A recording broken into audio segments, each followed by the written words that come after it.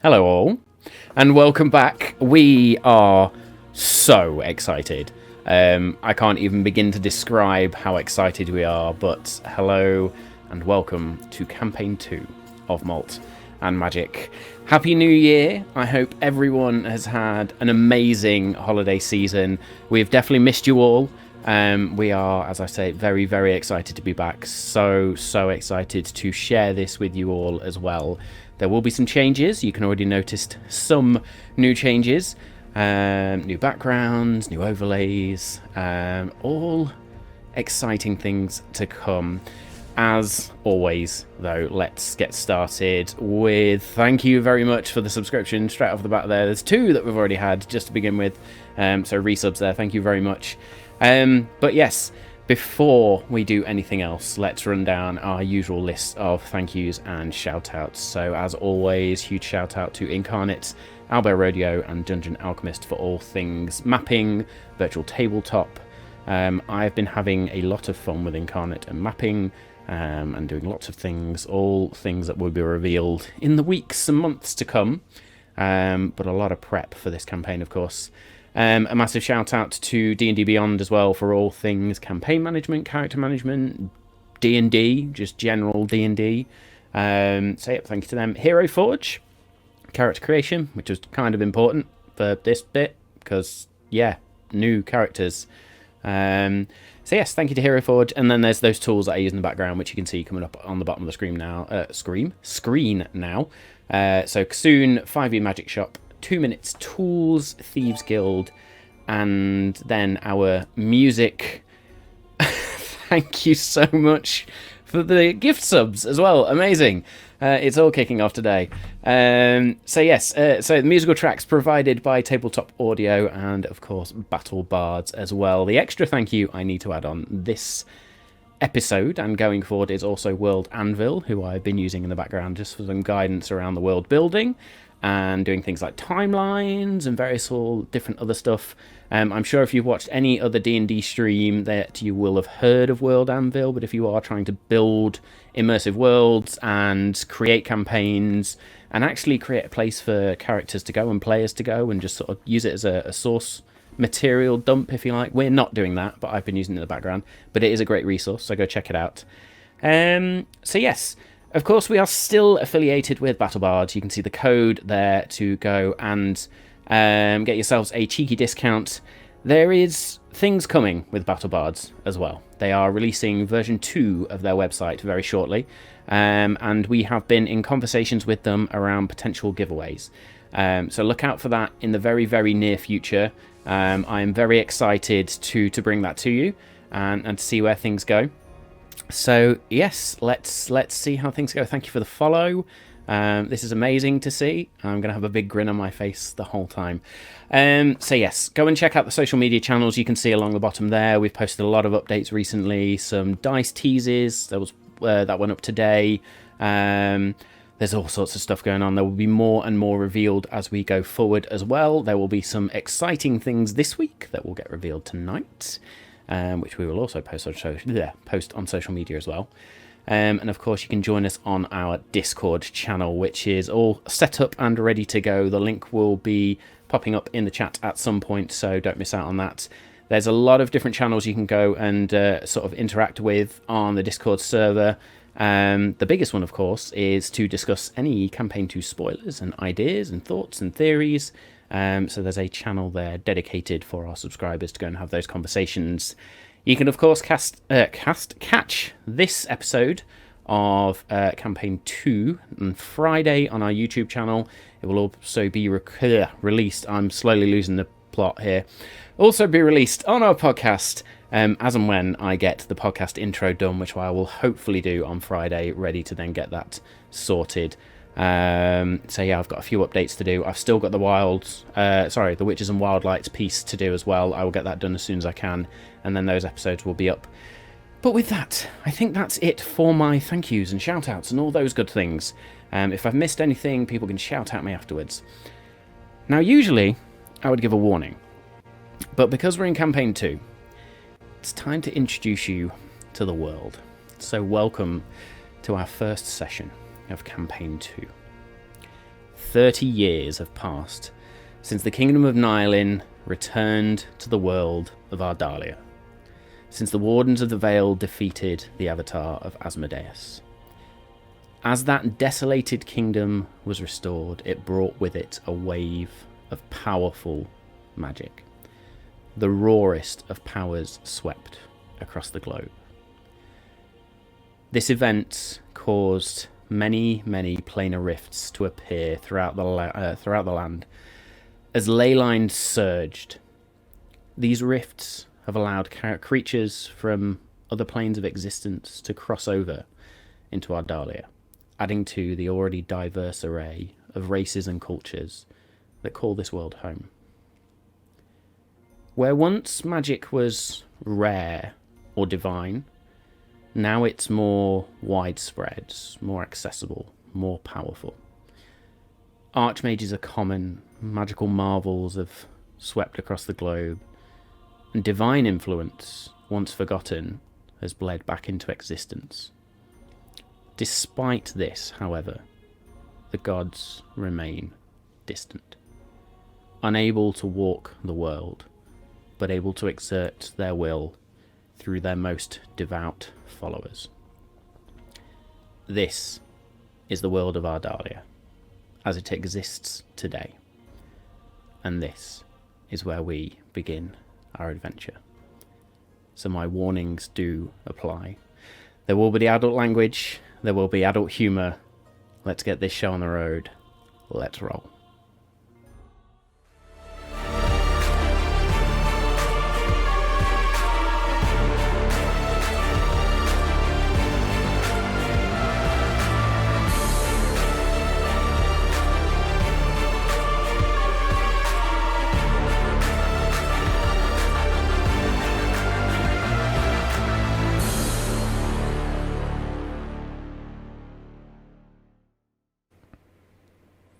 Oh, that intro was sexy. Oh, that intro was sexy as fuck, wasn't it? It was. Yes. Oh, I'm so excited. Yes. So thank you for all those subscriptions, follows, gifts, everything that was thrown up while I was doing the intro there. If I'm getting interrupted by anything, that was an amazing thing to interrupt me by. So thank you for that. Keep them coming. Gift subs. Thank you. Yes, that was insane. I also want to say hello to anybody new that is watching tonight. Hope you enjoy it. So there we go. First time chatter straight away. So thank you for being with us. I also want to welcome back our fans who have been with us throughout the whole of Campaign 1 as well. Campaign 1 is fully available for anybody that enjoys the show from sort of this episode and beyond to go and check out on YouTube and podcast. Feel free. But thank you for joining us. Thank you for returning. It's amazing. So with that, let's run down something of a lineup, because obviously we don't know who anybody is right now. But yes, thank you for those bits. So I will start, yes, as always. So I'm Matt. I'm the Dungeon Master. I am only the Dungeon Master, which is cool. For now. For now, until these fuckers adopt another NPC. See how long that lasts. So, there we go. Let's try and not mess this up. Yeah, just say who you are, I guess, folks, and we'll talk about characters later. Hello, I'm Dave, and I'm in a different position to weird everybody out. And I play question mark. I'm Danny, I'm confused, and I've got butterflies in my stomach. As do we all. Hello, I'm Simone, and I play a character, apparently. At least that's what I'm being told. So, yeah, we'll see. I play a human in real life. Yes, my eldritch form takes the shape of a human every so often. Yeah. Oh, man. Thank you for the other gift sub. Thank you again for the gift subs as well. That is amazing. Thank you all. Stuff in the gifts. Love it. Love it. Absolutely love the support tonight. It's amazing to see. So yes, we have 3 new characters. A lot more. So a lot of changes have obviously happened already.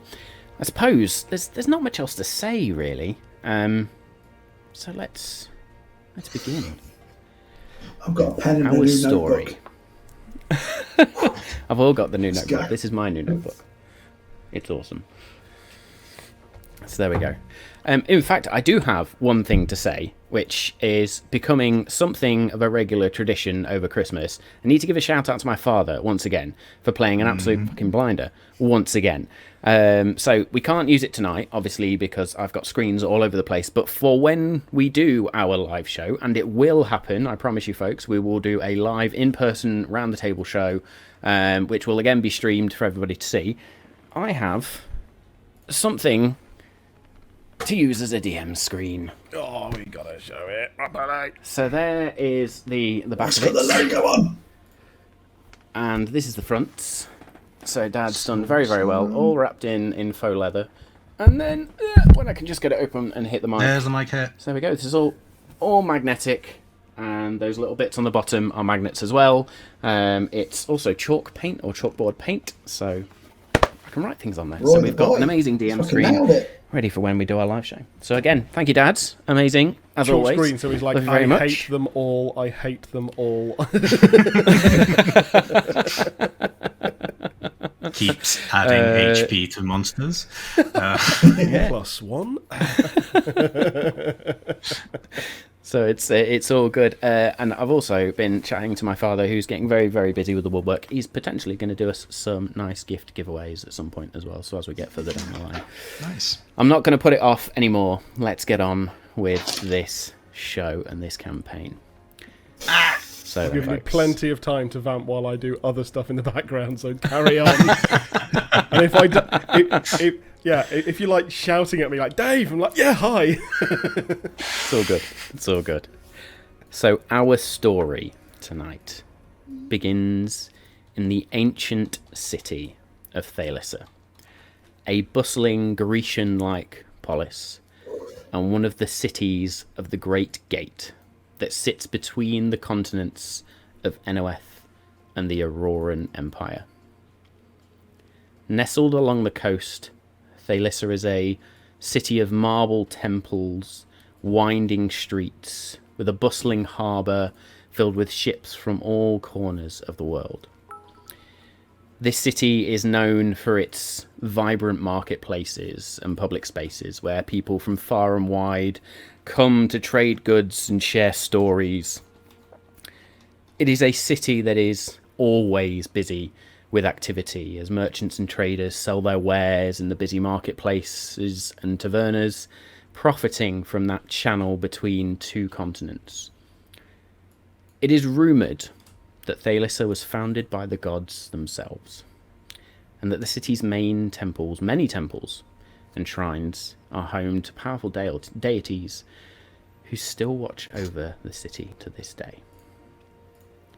As the sun rises over Thalissa, a strange airship can be seen approaching from the west, or what would be strange to our characters of 30 years ago.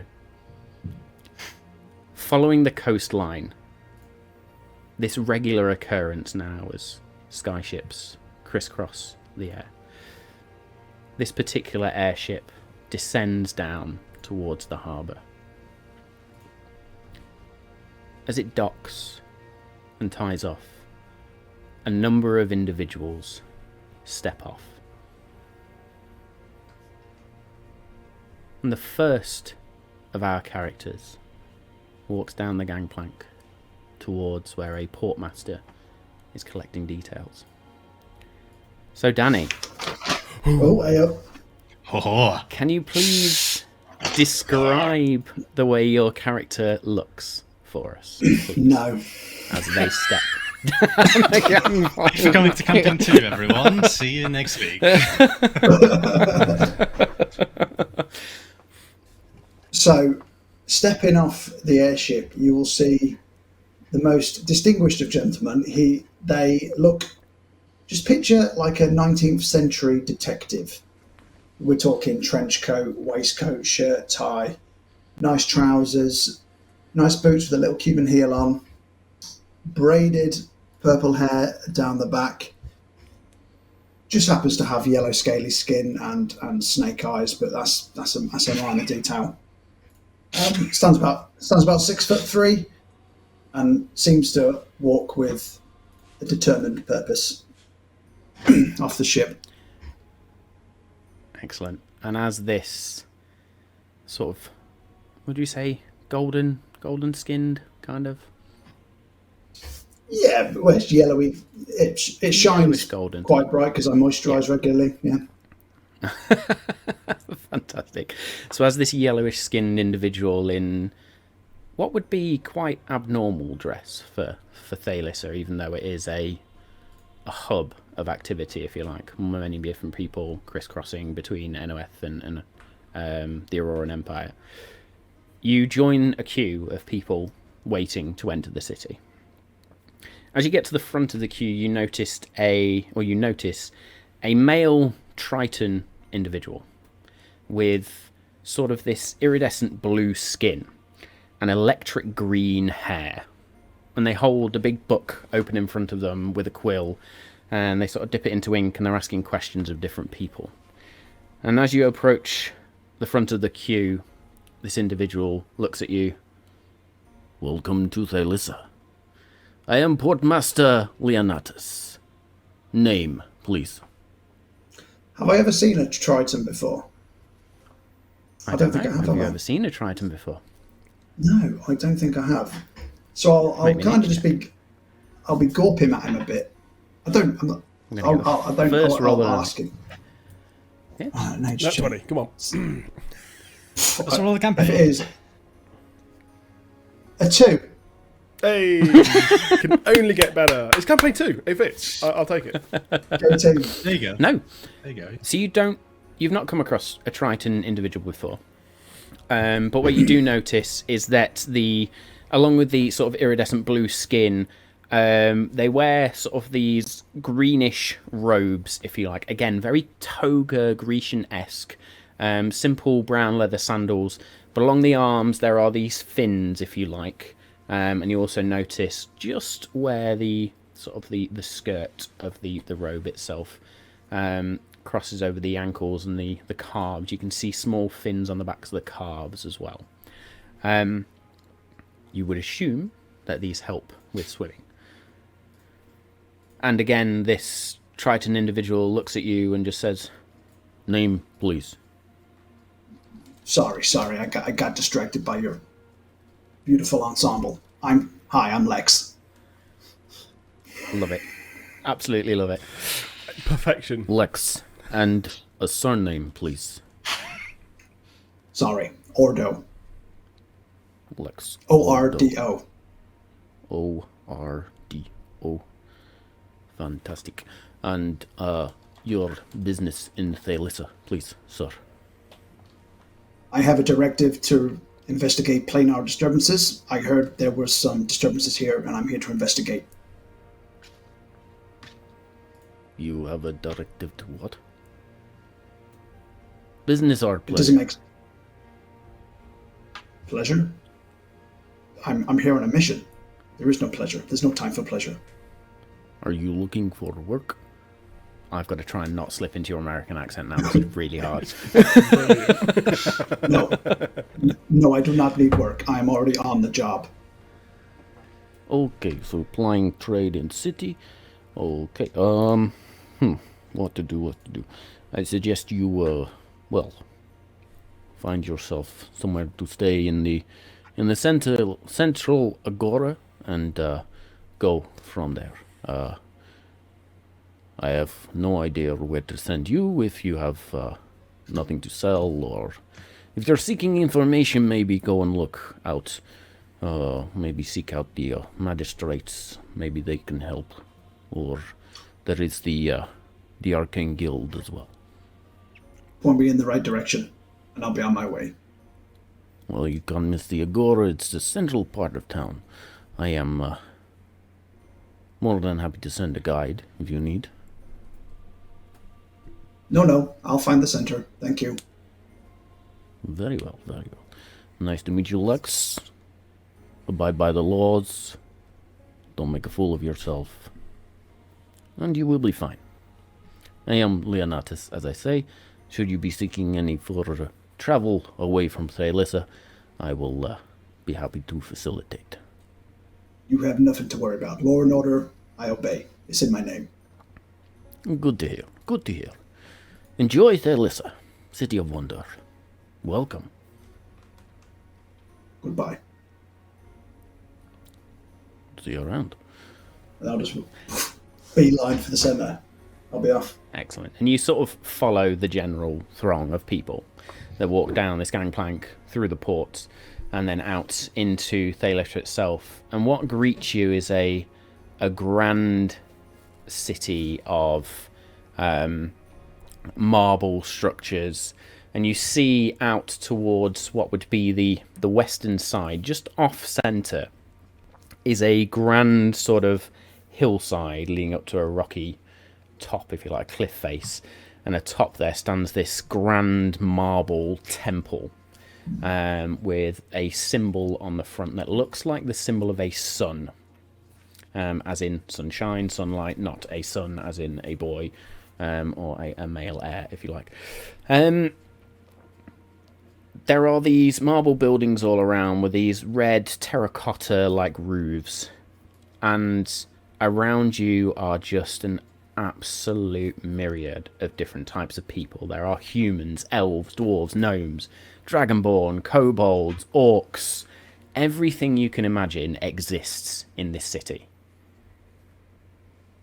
As you approach the centre of the city, you find what the Portmaster was on about, this agora, which is a bustling marketplace with market stalls in the very centre where various traders go about selling their wares.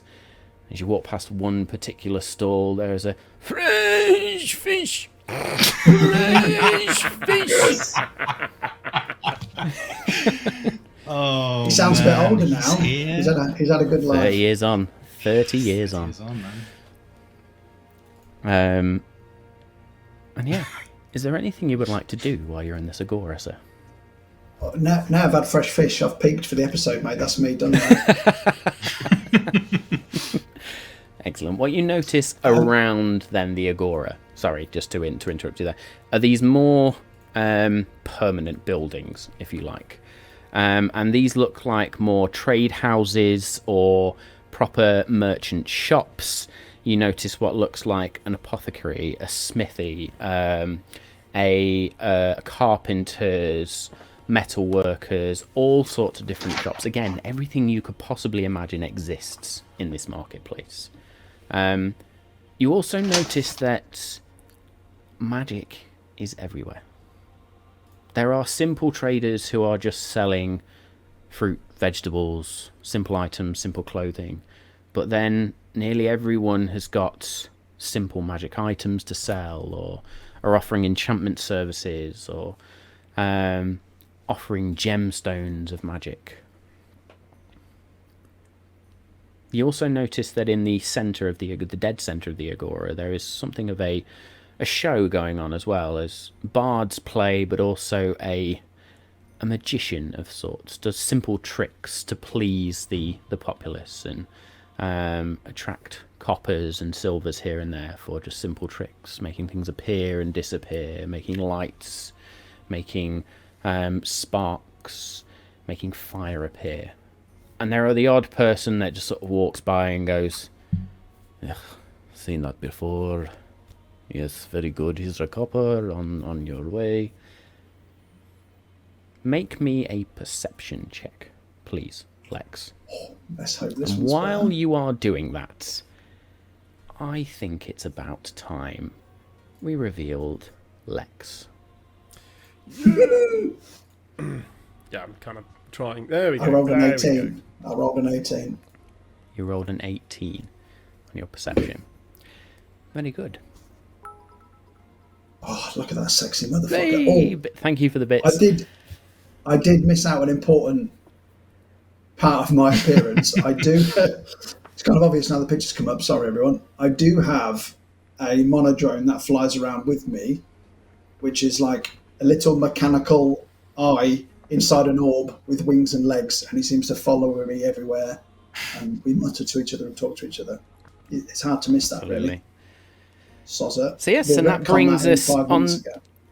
It's all good. But that brings us to a very important point, which is we have character art, official character art, and this is also where I get to say an absolutely huge thank you to Stick for doing all of the character artwork for us. So it is amazing. Look out for it as we go through.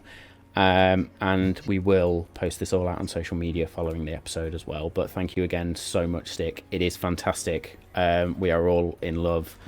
If anybody wants any art doing, I know Stick opens up commissions every now and again. Samau and I have made very, very heavy use of Stick's talents. But even more than that, if you want to go show Stick some support, they have their own Twitch stream as well. You can go and watch art in progress, which I do quite frequently and then just get jealous. But yes, fantastic. Absolutely right. So yes, thank you very much, Stick. You can go check out Stick's Twitter there as well, so @MartStick, and go and see all the amazing work that they do. So thank you so much again. Excellent. With that perception check of 18, where everybody is quite open and doesn't seem to be hiding a lot, there is one individual that you notice who is almost skulking around the marketplace. And as magic is being performed or cast, they sort of take a sideways step and move away from it. And that is where I'm going to ask Dave. Please describe your character and what Lex would see. So, Lex sees, as I bring my own character artwork up so I can remind myself. You got it, haven't you? Lex sees a black furred tabaxi. A female panther-like tabaxi. And you do see part of her face, but the rest of it is actually covered by this sort of fairly, deep red hood.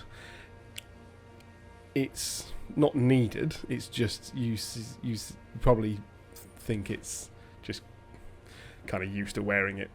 Very simple leathers through the rest of the clothing.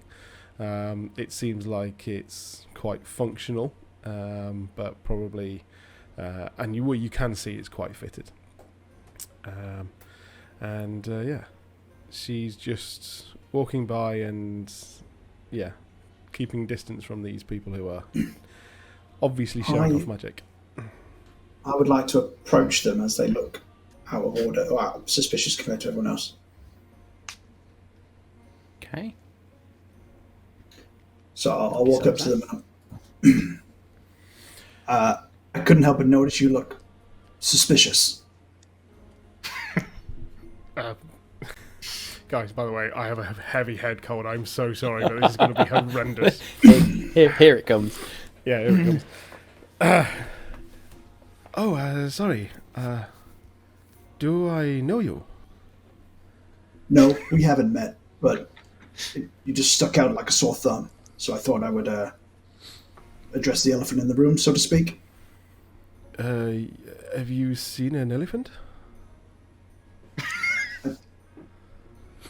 Okay, I was a bit. No, don't take that literally. I meant you're a cat person, not an elephant. You've confused me now. I don't like being confused. Back to you. You're being suspicious. Keen eyes. I am indeed a cat person. Pardon. My name is Jewel. What is your name? That's ironic, because you look like you steal them. Oh, charming. Sorry, I'm quite direct. It makes logical sense just to say what you think. To get killed, yes, I can see that. I'm Lex. Hi. Lex. A pleasure. You don't mean that. Can I help you? Are you looking for Well, something? I was hoping you could help me. You looked suspicious, or like you was investigating, scanning, weighing people up. I'm also on an investigative mission, so I thought maybe you might know things. Oh, I'm glad you think I know things. That's good. You're investigating. What are you investigating? Well, I'm here to investigate planar rifts and disturbances. And I heard that somebody called Artemisia was getting some weird readings on a device of hers, and I was hoping you might know who she is, where she is. I wanna find her. Them. Can I do an insight check on that information, please? Of course you can.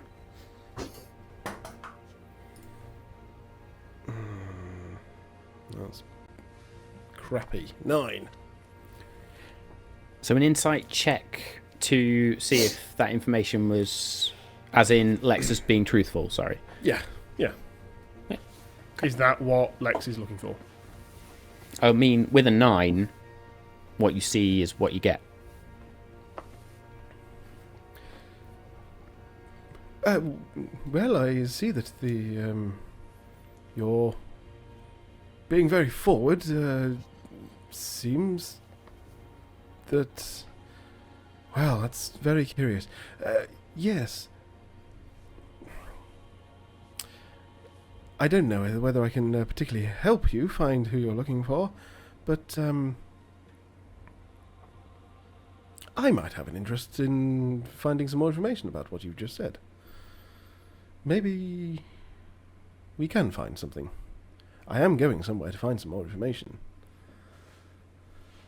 Okay, it makes logical sense for us to look together then. Have you been here long? Literally straight off the boat. Good. Airboat. It's a weird way to travel. I do prefer sticking closer to the ground, I have to say. Very well. I'm sorry, I've been rude. I haven't introduced you to my friend, my minion. This is D12 Cog. Ah, he's with you. Sorry. But I call him Cog because it's logical to shorten the name. Cog from... yes, from D12 Cog. Yes. Cog. Cog. And as Say hello, Lex Cog. introduces Cog, this small little creature just sort of flutters up, and the eye, you just hear this as it sort of focuses on you for a minute, and then blinks, and then flutters back, hovering over Lex's shoulder. Yeah. That is quite the contraption. Yeah, I think we can trust him for now. Yeah. Sorry, I was just conversing with my friend. Does it...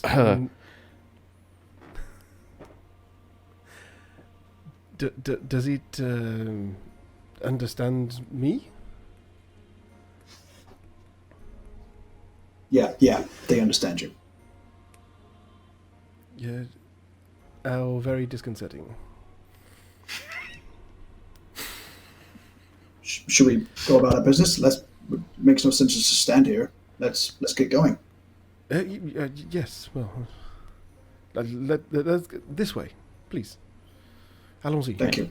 Jewel, make me an intelligence check to see how much you know about Artemisia. You sound like Giles from Buffy the Vampire Slayer, and I love it. Oh, brilliant. That's an accident, but I'll take it. What check am I What a doing? series. Intelligence. Intelligence. Straight intelligence, please. 17. Hey, nice. Fantastic. So you would have heard of Artemisia, and you would know that they are the senior Arcanist at the Helenthor Lyceum, which is the main academy of magic within the city. This is where I haven't got the link up to that particular information. So that was the... yes. It's okay. What was the place we were going to, sorry? So you know from Lex that they were interested in finding an individual known as Artemisia. The Artemisia that you know, that people would be seeking out, is the senior Arcanist at the Helenthor Lyceum.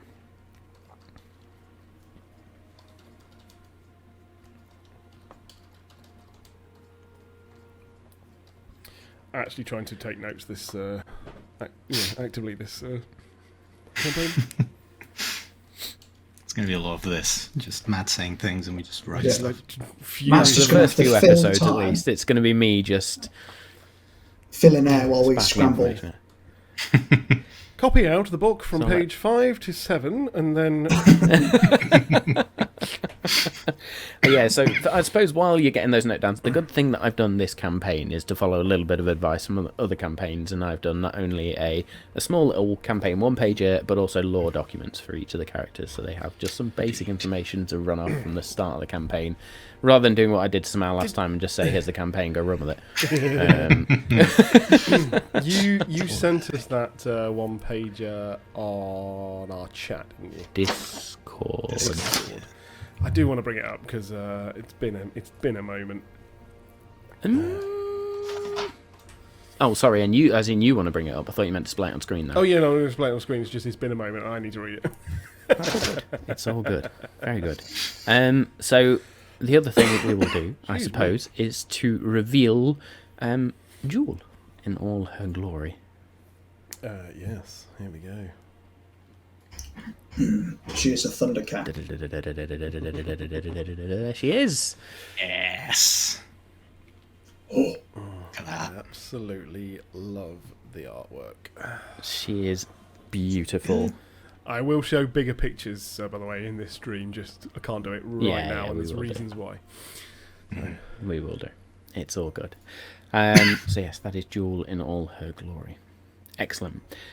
So, Jewel, having heard heard the name Artemisia and understanding where Lex might be trying to go, you head, when I bring up my map,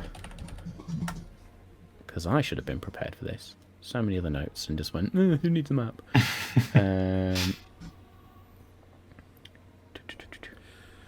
I wrote in my notes something that doesn't even, not a single word was spelt correctly with the information that we're going to go and find.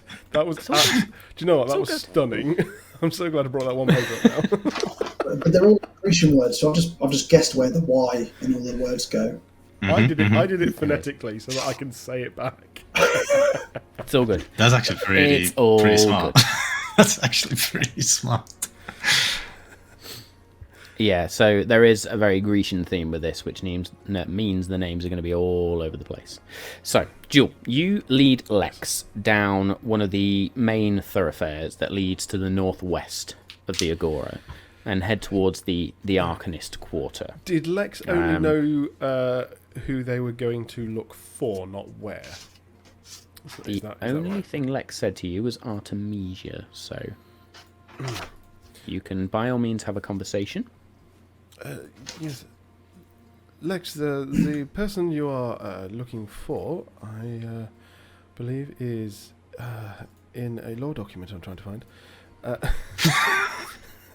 I believe they reside in like a Lyceum type establishment.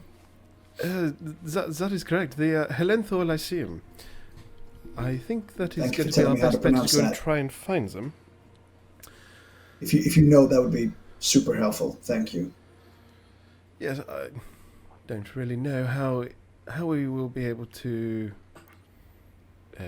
speak to them, but I will be sure that we can give it a go. Okay, thank you. You're right. They are a little bit socially awkward. Yeah, you're right. Lead on. You do know I can hear you, yes? Yeah, but I was talking.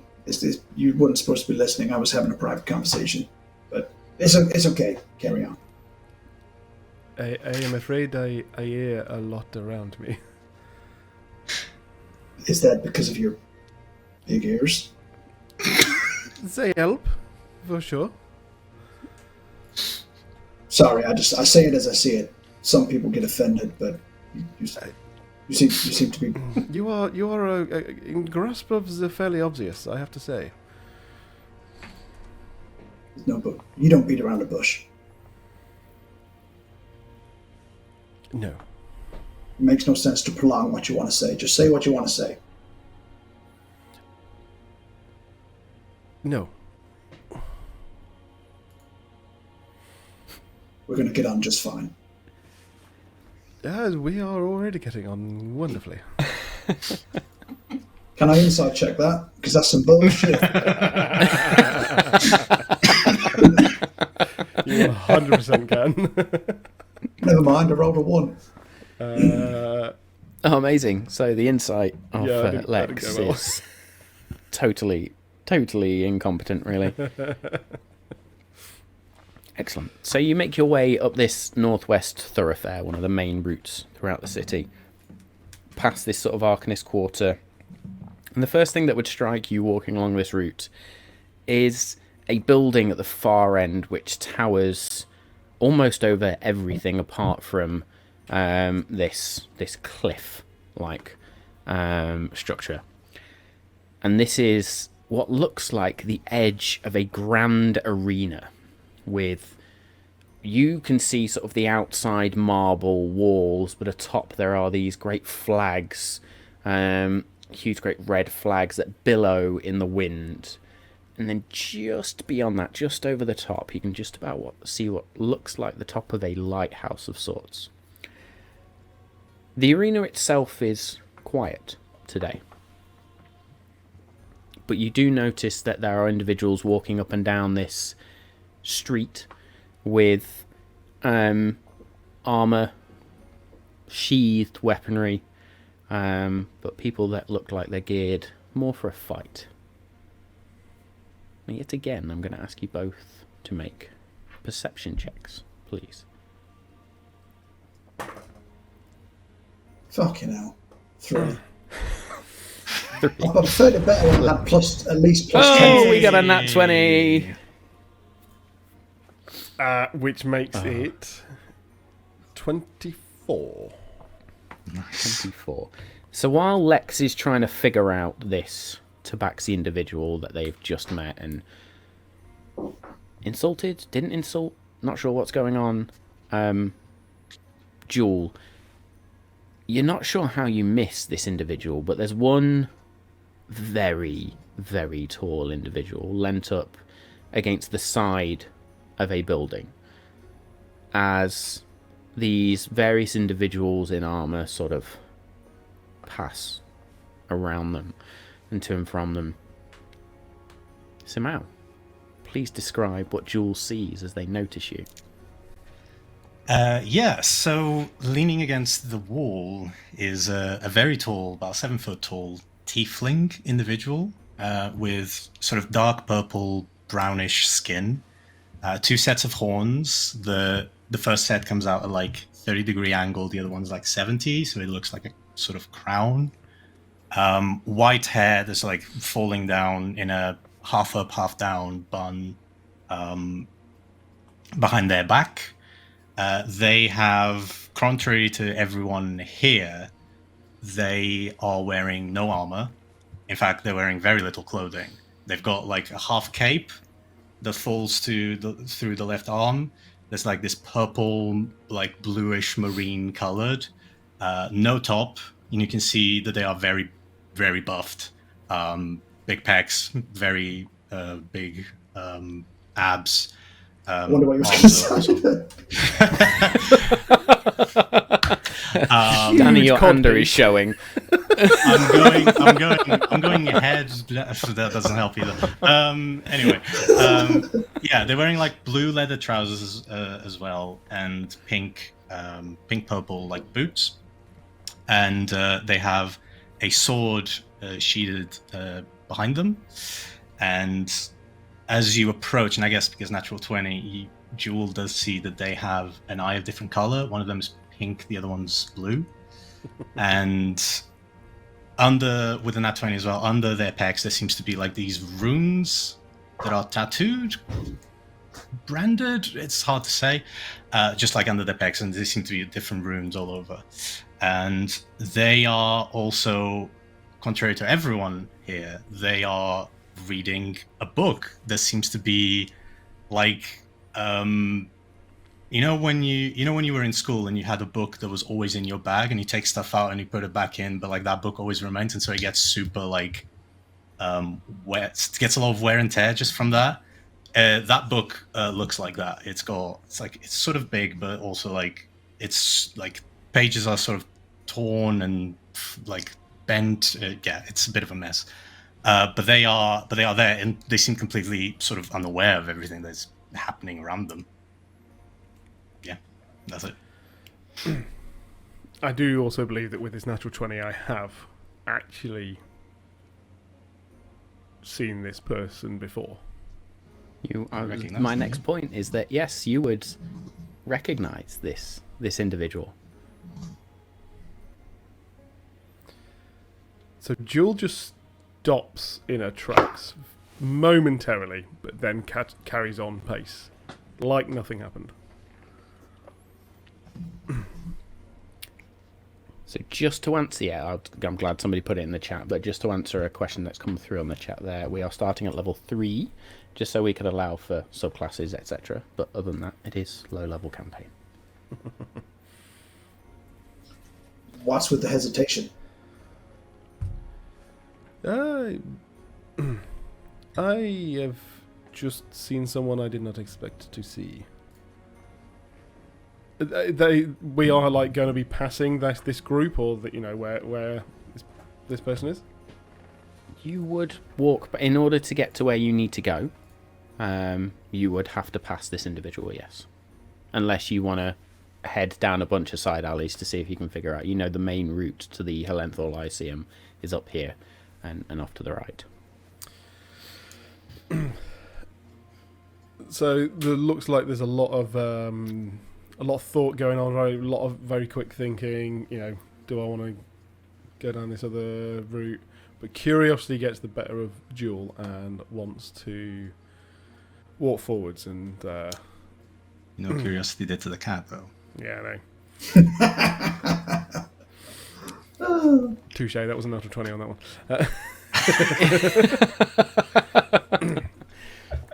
Yeah. So and there she is. She's just gone past. Yeah, she's just gone past. This is just the idea.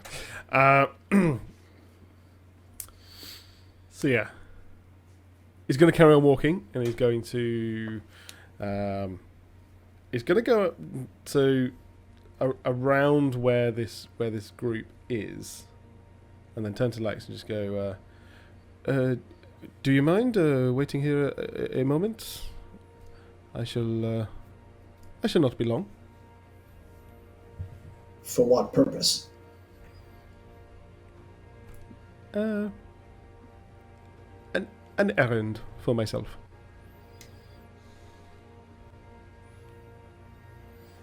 This doesn't make sense. I don't like it when things don't make sense. Jill's just going to blink and then walk off. But he's going to walk up to this tiefling. Yeah, I'll follow it. I'll follow him, yeah. I'm going to try and follow. I'm going to try and tail Jewel. Are you trying to do it stealthily? As stealthily as I know how. Make me a stealth check then, please. Brace Jewel, yourself. make me a perception check. My character is the other end of the stealth spectrum. Fucking hell, have I rolled anything above another 2? So that's 3 altogether. Well, we're 3 in stealth. When was the last time you did that? 2019. Polar opposite. Yep. Yeah. I mean, to be fair, I think that Jules also quite distracted, so it was a 7, but I still noticed you. So Jill will stop, turn back. Well, if you must. And then keeps walking forwards.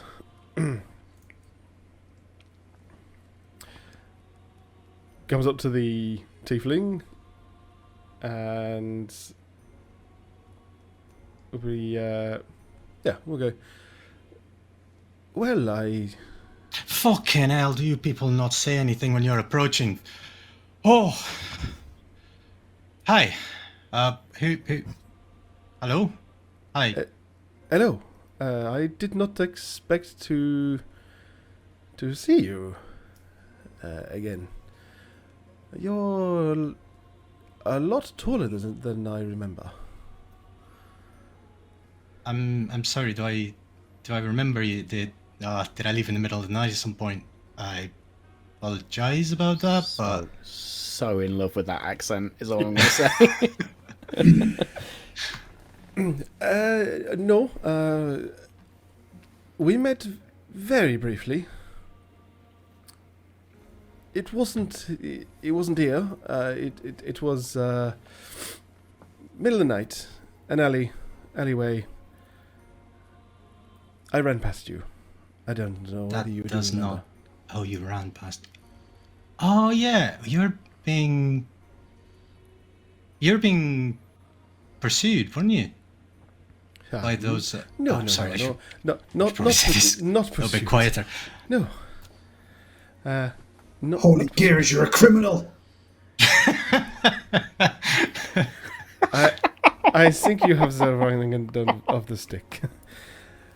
No, you definitely had some guards after you, didn't you? Because I had to blind them so that they wouldn't follow me, and I did not need your help. I would have got away from these random people who were chasing me for no reason. I will insight check. I'm noticing some tension. Is it sexual? No. Perfect.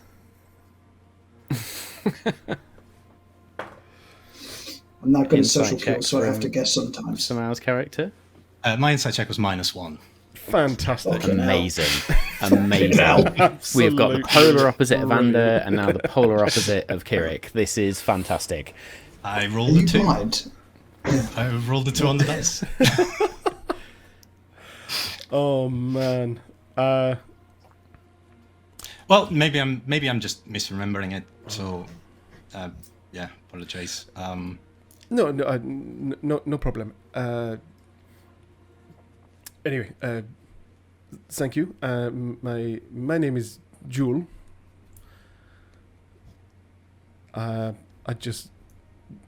I wanted to come to say hello because I did not expect to see you here. Oh, well, I didn't expect you either. My name's Karsis. Karsis Wispcut. That's me. Cassis, a pleasure. What are you doing here? Oh, I fight here. I fight in the Colosseum, every now and then. Yeah. Well, I say fight. Available. I put on a beating and don't get caught. So, yeah, they call that a fight. So yeah, that's what I do. That is fascinating. You do this for money, for pay, or for fun? Yes, yeah. Well, a bit of both, really. Best things in life are when it's business and pleasure, I think. So, yeah, I get money and then I spend it way too misadvised. Anyway, yes, I do it. I do it for money. Yeah. I always find it best not to. There is no room for pleasure. It's business. All business. Pardon, Cassis, this is Lex. We are just going to find someone else. Very well. Hi. You are. Interesting. That little friend is yours as well? Or? Yeah. Hi. This is Cog. You may call him Cog. Cog. Yes. Cog. I will. Yeah, with a G. With a G. Right. Well, that's a shame. But yeah.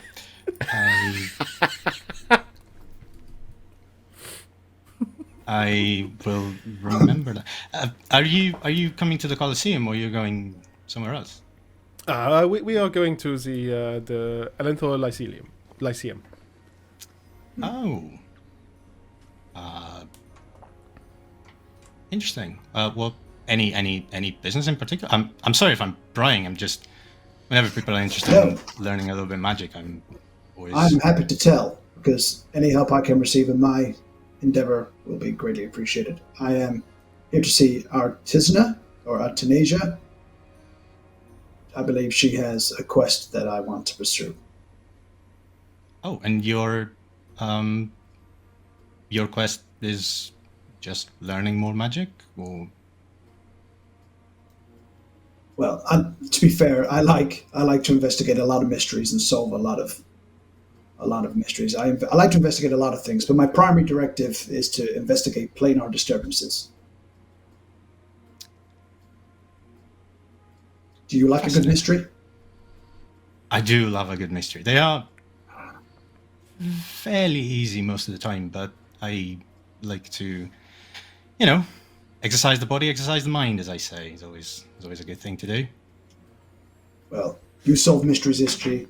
You should come with us and help me solve my mystery. I'm sure Artenasia will pay. I do like that. Would I know, Matt, when the Colosseum opens up again for business? Make me... In fact, no. Having already frequented the arena, the Colosseum, multiple times, you'll know that today is the day of the week where there are no fights. And tomorrow it all starts up again. It is a day where people recover, where people train, and where people go and replace weapons and equipment ready for the next week of bouts. As you've been saying all this, make me a perception check, please. Everyone? Or in fact, no, bollocks to this. Don't make me a perception check. You've been talking. We're going to use some passive perception. Oh boy, yeah. Can you use my passive perception, because that's above a 2.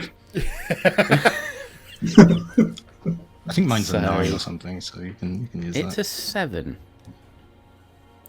Oh, mine's a 7. Yeah, that checks. It's a 7, but Karsis being Karsis with a 7, it's not difficult to see these individuals. And that moment where you turn around and said, I put on a show and don't get cut, or put on a beating and don't get cut. There was one individual, human, quite stocky, bald head, with this plate-like armour, at least plated armour over sort of a leather cuirass, if you like, who just sort of stops in their tracks for a moment and looks, and then just sort of stands and listens for a minute. As the conversation pauses for a minute, he saunters over. You be looking to put your money where your mouth is. I put a lot of things where my mouth is. My money was never a thing. What? Sorry, who are you? Yes, I love this guy. I'm sorry. I'm not used to this side of Kirik.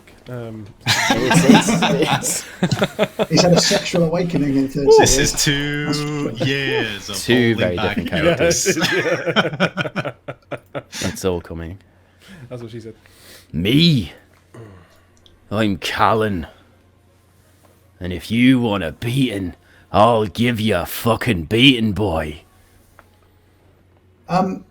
It makes no logical sense for you to pick a fight. There's 3 of us and one of you.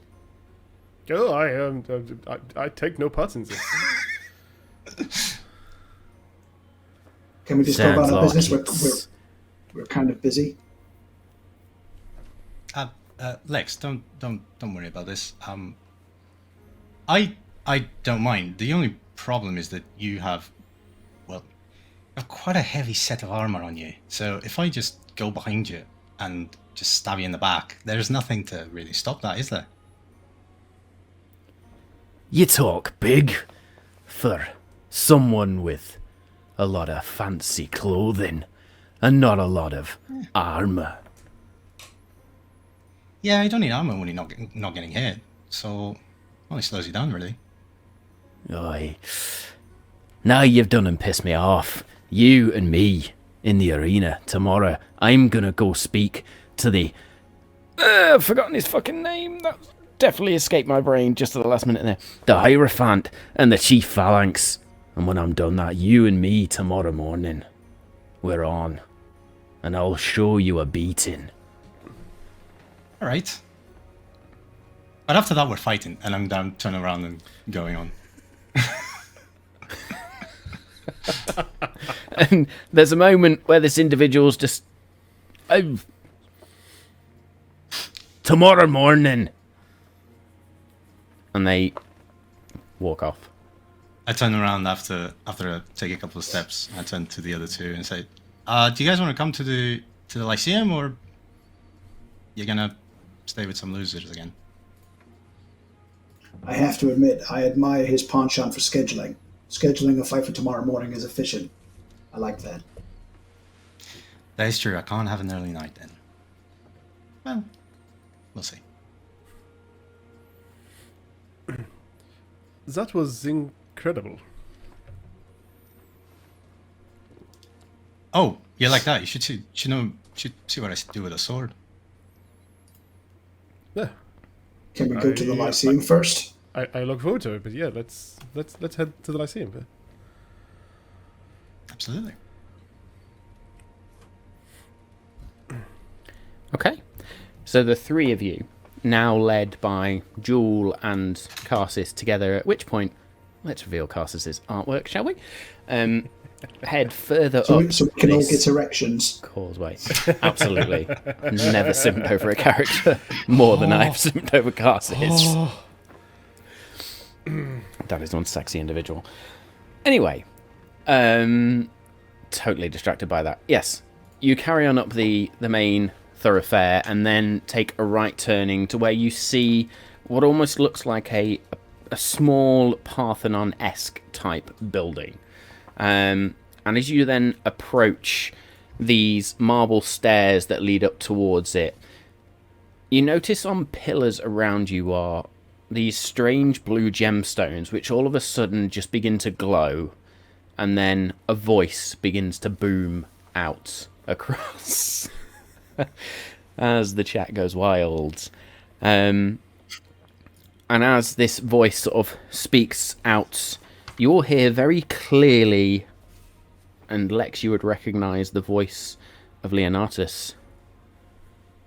Ladies and gentlemen, the Dart of Deluin will be leaving in 10 minutes. Will all passengers wishing to depart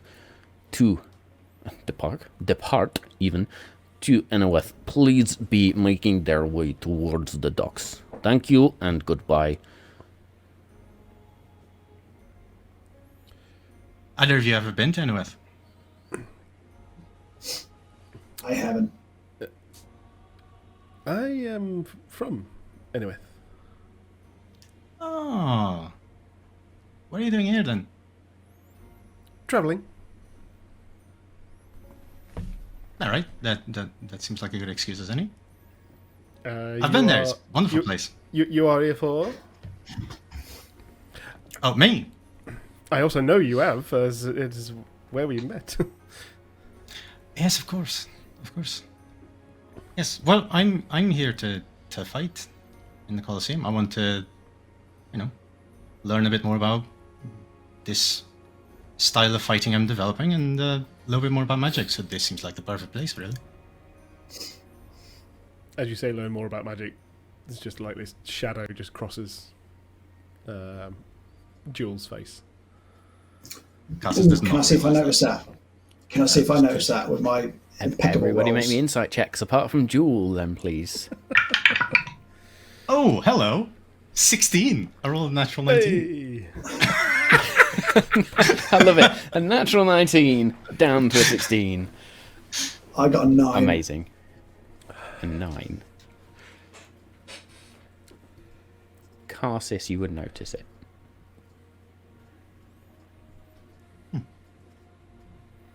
You don't like magic? Well, I fear I may. Looks at both of you. Please do not take this personally. I do not like magic users. I don't feel I can trust them very well. Well, that's your fucked, isn't it? Traveling with the wrong people then. In a place such as this, yes. I feel extremely uncomfortable. I can assure you I am a trustworthy individual. You have said everything in that comes across your mind. I feel like I can trust you, weirdly. You just sound very trustful, to be fair. So there's at least that. Can I be honest? But I've been and told say I'm a I'm terrible judge of character, so I don't know. I am yet to make up my mind about you, I have to be honest. That's fair. Not a lot of people do. Well, But it makes to a sense. certain point. But Yeah, well, it makes sense for us to stick together for now, if we're on a common path. Lex, you must tell me more about what you are looking for. You said planar disturbances? Yeah. As the magic reels across this place, it makes planar rifts where you can travel between worlds. And I've been sent to investigate them, to learn more about them. These are not normal? They are now, but they didn't used to be. So I've been told. Is it not something that came with the return of that kingdom? Is that not just the norm since then? Yeah, that was the causal start of it, yeah, but they upset the balance of things. So I need to investigate why. were you alive before it happened? Before the kingdom came back? I was a small boy. I was not. Stories. I have lived with magic all around us, but we have had some dark dealings with magic where I come from. I wasn't alive either. I just learned about it from books. I read a lot. So, yeah. I still do. Still like to read. It's great. It's good. It's good to learn. Figure things out. Yes, learning makes us all better people. Well, at least we have something we can all agree on. Yes, magic is bad. Well, not quite that. No, I think you missed the point of what he was saying. I was joking, Lex. Joking. I Oh, understand sorry. my audience. I must get better at that, apparently. I have been traveling alone, without my family. So, yeah. It's been a while. Well, as a person who tries to control their emotions, I find it hard to pick up on the emotions of others. So, bear with me. See, I find it hard as well, but it's not because I'm in control of my emotions. It's just because well, yeah, I just don't read them very well. I like books. I thought you- People are hard to read. True.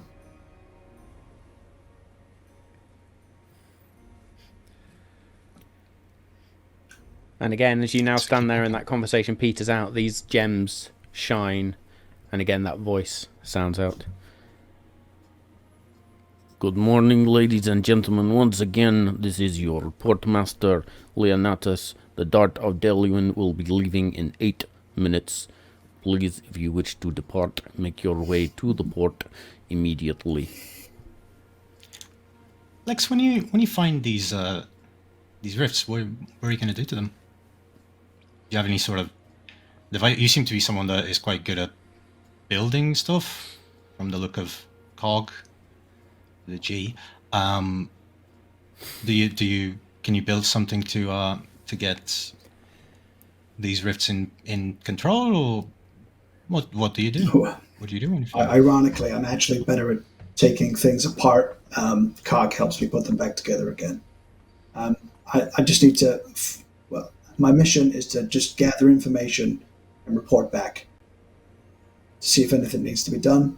They might all work out. The planar rifts might restore balance on their own, but I'm on an information gathering mission at this time.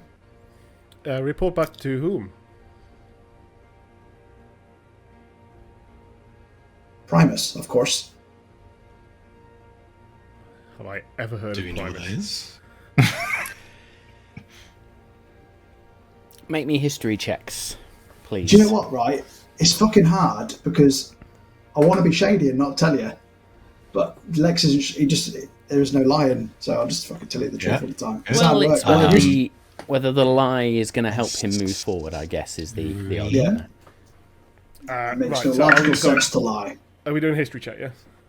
History check, yes. 5. please. 6. No. Level 3. Level 3! Primus. Primus. At this That point, means Lex, first. Cog is just going to begin to sort of flutter around your head.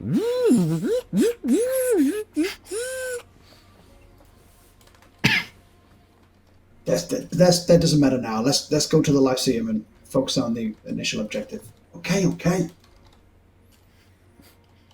And with that, Cog's then going to flutter over and sort of stop for a moment, and then the head is just going to and focus on you, Carsis, for a minute, and just sort of hover.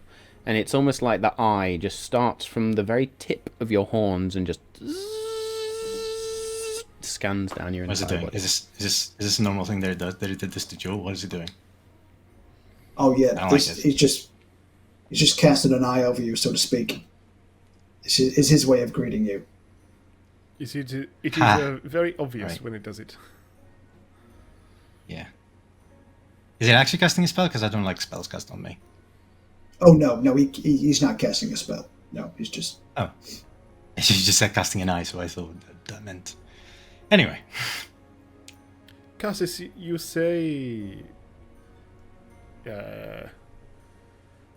that me not liking magic, that I'm fucked here, but you do not like magic cast upon you? I don't like a. It's more like a particular type of. I don't know if any of you will understand. There's different schools of magic. So like, there's a specific school that I don't like. The others are fine, I guess, because they help. But there's just one that, just trauma in the past, stuff that doesn't matter now. It's just I don't like it. So yeah, that's it. One of the That main feels like a reasons topic I want to delve into, but I'm sensing you don't want to talk about it. It's just stuff in the past, isn't it? It doesn't matter. One of the I'm not- reasons that I I'm not fond of illusion magic. That's the only thing. The rest is fine. maybe we have something in common. I particularly do not like magic cast upon me.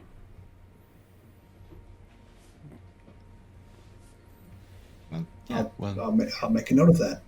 Also, for me, it is any type of magic. Maybe that is where we differ. Yeah, you take Well, I suppose- notes. Good.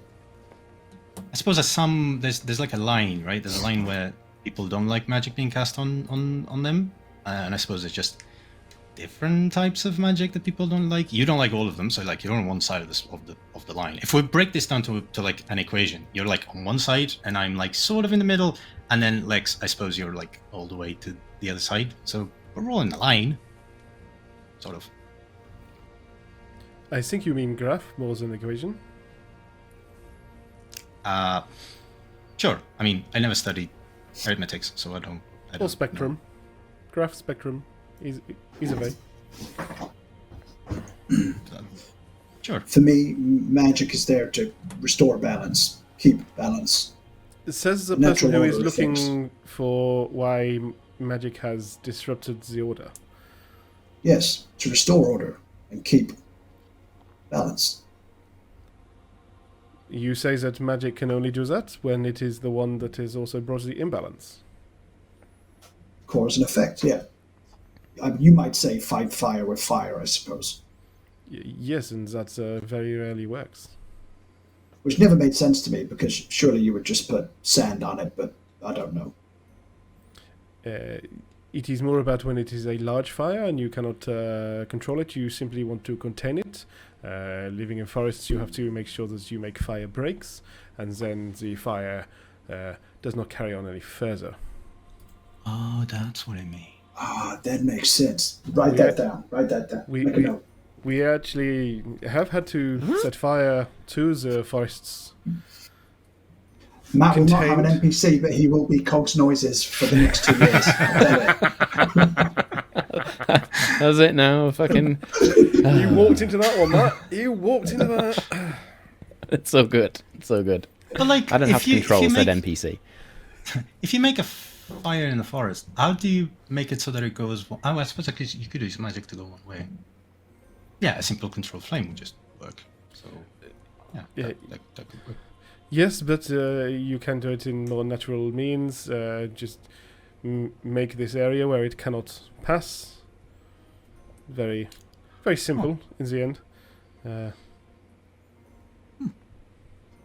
It's very clever. Very clever.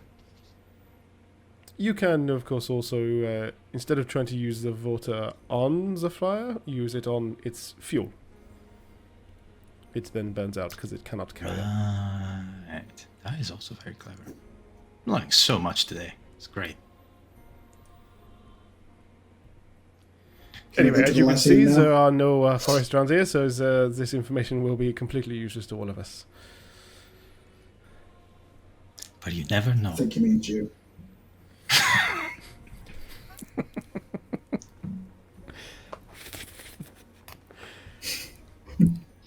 In this moment, then, as you all sort of, or that awkward silence hits, and you're all just there, sort of. Outside of this Parthenon type building, which above it says Helenthor Lyceum, there's various sort of arcane runes, if you like, in gold that are built into the marble facade across the front and inlaid around the marble columns. You notice this platform of sorts outside of the marble columns, but at the top of the stairs. And there is a moment where this portal appears, just, and 4 individuals in these sort of red and blue robes, if you like, step out and scurry into the Lyceum. And as they step out, it just closes down again. Again, as that happens, one of Jules' hands goes straight to a weapon on her belt, to a dagger. It's kind of obvious, but once you realise that they're running away in the different direction and everything's passed, it's just and back in normal. That was fascinating. Did you see that? Seems to be quite advanced. Maybe some sort of transmutation or evocation magic, maybe, perhaps. I have read about this type of magic before. It's a bit high up there. I'm not quite in my studies yet to perform something like that, but apparently it's quite simple once you know the equations. Yeah, this can happen anywhere? I think so, yeah. And where does they come from? Was they invisible beforehand? No, it's like they just go. They're like somewhere, and then they just travel here. So instead of having to instead of having to walk for a long time or take an airship, they just teleport, I guess. Disappear in one place, appear in the other. Yeah, surely that is very dangerous. Cannot be quite, dangerous. You always end up where you want to be. Probably, yeah. Magic is pretty infallible, so. Yeah, I hope to learn that one day. I mean, what is the worst that can happen? The worst that can happen, you just end up a couple of meters on the other side. There's really not much that I can possibly foresee anything that could be wrong with some sort of teleportation spell. You say that, but a couple of meters that way you would end up in the wall. That is someone's house. Yeah. I don't know. I get the feeling you like being in people's houses that ain't yours. You criminal. Oh, I thought you were talking to me. That would be true. I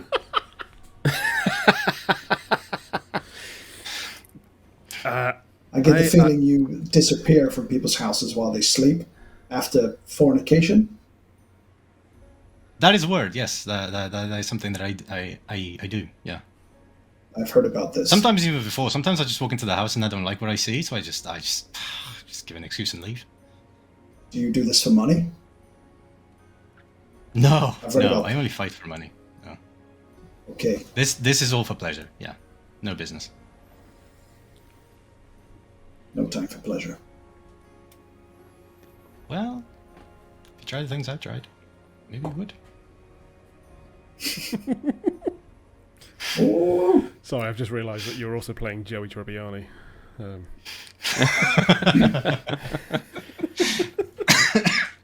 Right, I'm not getting flushed because of Cass is flirting. I'm just sweating my tits up, I think. Right up there. This Cassus is flirting?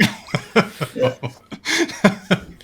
I love the fact that both of you are being like super, just like whatever, like no filter, and yet it's totally different. Lex is just extremely direct, and Cars is just like, have you had sex today? Well, yeah, some. Not a lot. But yeah. Twice, yeah. I've been in some stuff. Yeah. Yeah. Oh, amazing. Cool. So, as you all sort of, again, the conversation passes for a moment, the Lyceum is in front of you. So what do you want to do? Do you want to go in? Do you want to wait? Do you want to go somewhere else? I would like to go in. Should go to some sort of reception and ask for Artemisa.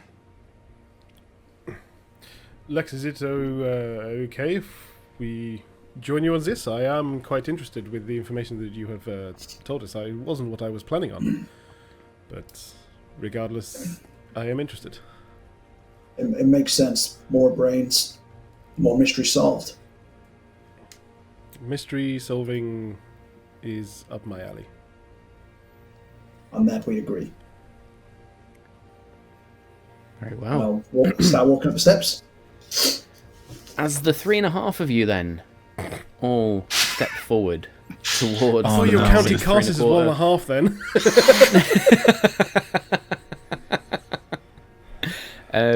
As you all step forward into the Lyceum, you see a reception area. It's actually sort of like a hotel almost. There is a sign that says reception across the top, and a female individual stood beneath it. As you then approach her, I'm going to say let's take a short break, but before we do, I think we should see our new adventuring party in all their glory. Yes.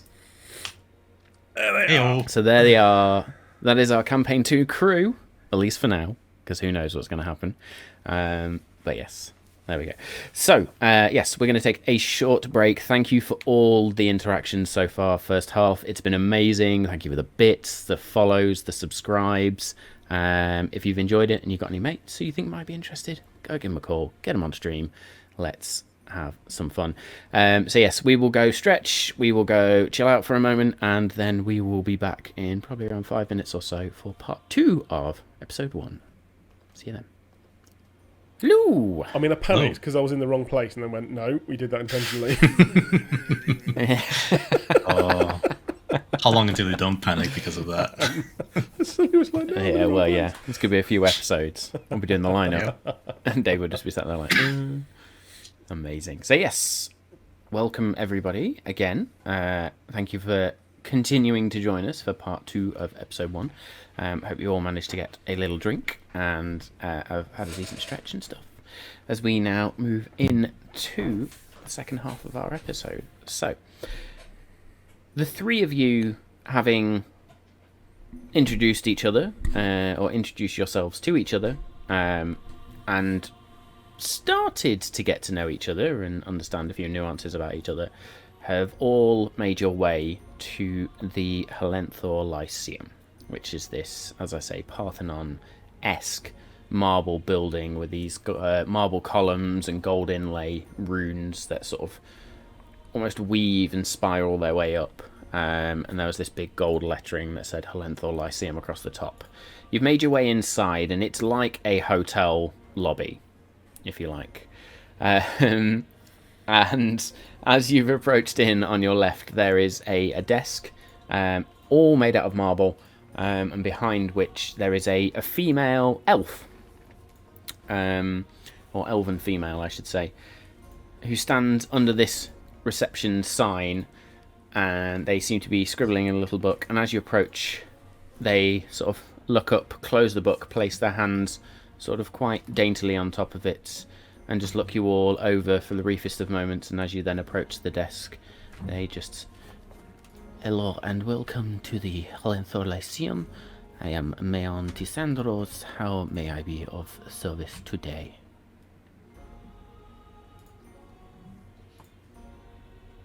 Oh, Danny, you're on mute. What a tit.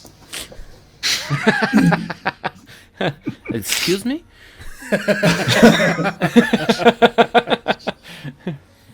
Sorry, he means mine. Hi. It's fine. We're looking for Ardhalia. I believe she has... yeah.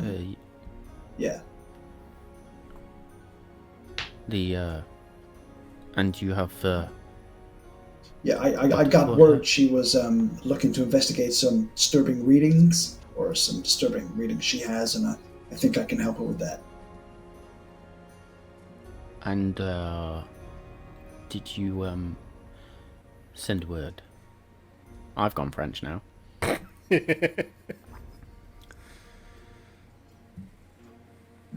No, sorry, I didn't realize I had to call ahead.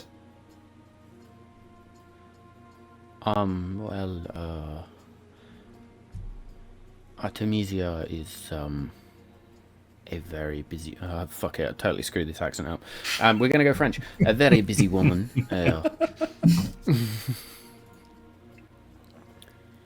I will need to see some, credentials for your, abilities before I can introduce you to our senior Alchemist. What do you propose? Like credentials as in identification, or a show of magical aptitude? Well, both, I guess. Okay. This should be fun. Give the lady my identification. And Cog will show you my identification. Cog, literally, the eye just down onto the desk and projects this light out. And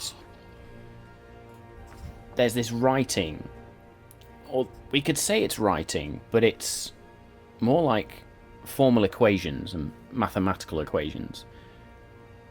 The only words that Megan can understand from this is Lex Ordo, and she just... this is a fine trick, but I have your name. I can send this off to Artemisia, but if you wish to help with it's the apparatus you are offering to help with the malfunctions and the strange readings. I will be needing some form of... well, I cannot just take you to Artemisia. She is very busy and very important, and if you were to harm her in any way, then it is my head on the block, quite literally. So, I'm not sure how you plan to help, if you did not send word. I was not expecting anyone today. Tomorrow, yes, we have a few people coming in from the Nialin Kingdom, but... Oh, I would have thought you would have been eager to see somebody who who wants to help. I'm sure she is, but there are processes and formalities we must go through in order to facilitate this, and I'm afraid you have shown up here out of the blue with these two individuals who have yet not introduced themselves and offered help. Pardon, Go ahead, Joel. my name is Jewel. I am Mayon, pleasure. simply escorting Lex. However, heard what he was, what they were doing, and thought it was very interesting. And then point over towards Cassis. I have been hired by Lex and Jewel as a representative of the town. I am I'm sure you know, the untouchable swordsman. So I'm sure that Artemisia would be very glad to have such a figure amongst the mission. Please understand that at this point, being a swordsman, you were saying the threats towards the Artemisia. This is purely for the protection of Lex. While Jules there's has been that. speaking, Mayon has not taken her eyes off Cassis. Give her a little wink. Lex is Yes, trying to you're, calculate whether Carsis's lies are to his benefit, to be honest. While Mayon then sort of stands there and goes, yes, sorry, Cassis, you say, yes, I have heard of your, stage name, arena name. You are, quite, something in the arena. That being... She takes a small sip of water and then composes herself. This being said, I cannot, just allow you in to see the, senior Alchemist without some form of something, or formality, or... My God, you're beautiful. Yes. No. We'll make this. In fact, these two gentlemen can verify this. I have just been challenged for a fight tomorrow. What say that I give you and Artemisia a couple of tickets to come see the fight, and you let us through? Well, Artemisia has her own, seats already, but, and slipping into Well, you Irish there. You can take As you she can take would both like to. tickets then. Wait.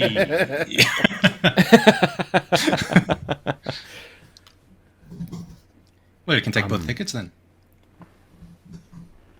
Let me just, reach out to the senior Alchemist and explain the situation. Please take a seat over on our waiting area, and I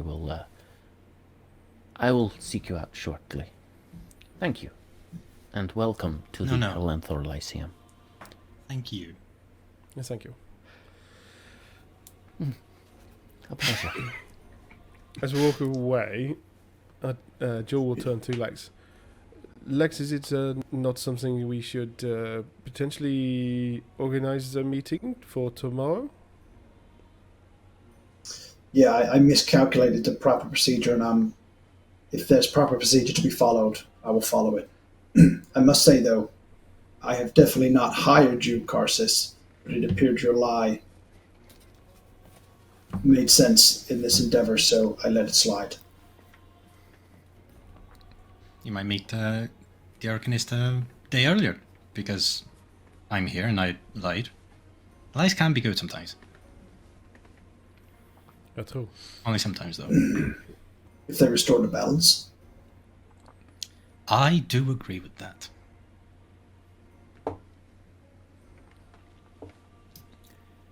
As you sit down then in this waiting area on this marble bench, you notice a few others sat around you as well, all in these sort of blue and red robes. They each have books at their side. There's one that has this sort of staff just held in her hand. Their hoods are up. Very difficult to see any features in this sort of dim light, if you like, that's in the reception area. As you look back over towards Mayon, you can see she's holding a gemstone in her hand and sort of speaking into it, and it flashes. You can't hear what's being said, but it flashes periodically, and she then repeats sort of, or speaks back into it.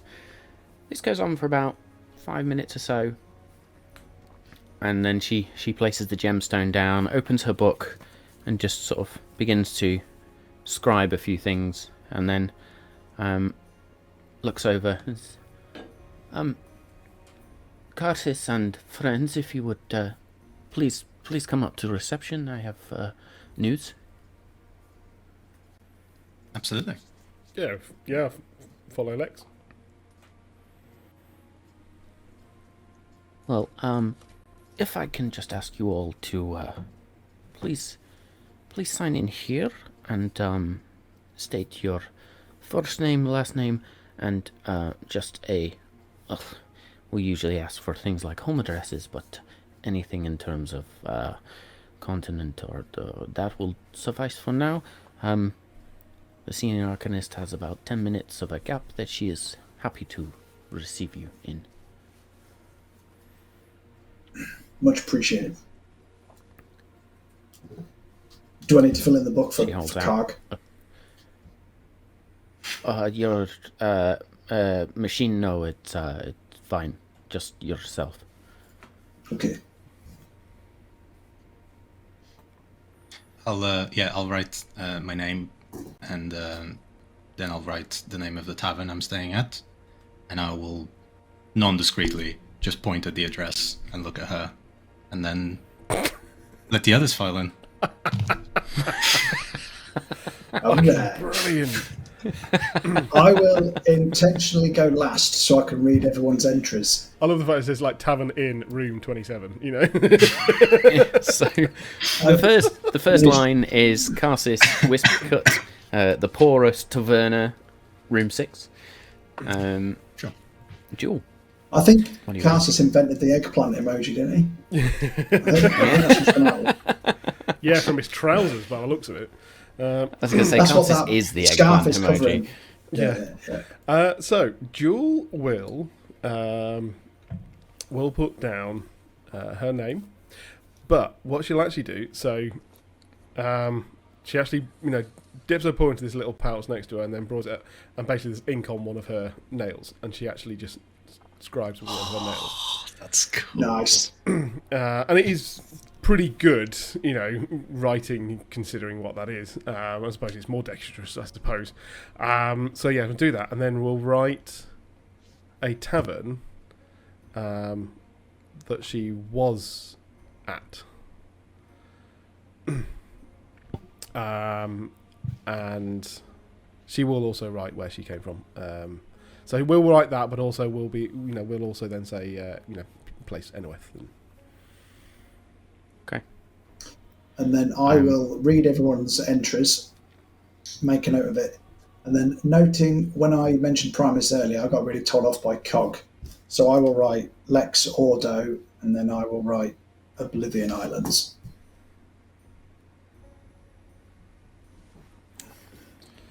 Very good. And she then turns the book around and very good, very good, very good. Excellent. If you will please follow my colleague here, he will take you to the Ascender, and you may, I hope all goes well, and, stop by on your way out. Do we need? Would I need to make a perception check to see what Lex wrote? If you want. Oh no. I'd say more investigation, actually, please, Jewel. 8. No. It's turned back quite quickly, placed back under the desk, and then Mayon just closes it as a Minotaur individual. But whereas Minotaurs are usually quite large and stocky individuals, this is quite a wiry individual, almost sickly looking Minotaur. One horn broken off, another one in sort of full growth. and sort of this, I almost want to say Jersey cow like colour, but even then it's almost greying. And they step up and just grunt, "Follow me." And they hobble their way across the floor, their hooves clattering on the marble floor, and they lead you over to this grand golden contraption with gemstones that line either side. Inside. All right. Okay. Following behind Lex. The three of you step in, and then this Minotaur individual steps in, and they just place a hand over a gemstone, and it glows slightly, and then you just hear this faintest of hums as arcane energy just crackles between these gemstones, and this golden contraption begins to rise. And stops. Oh, like Willy Wonka's elevator. It's cool.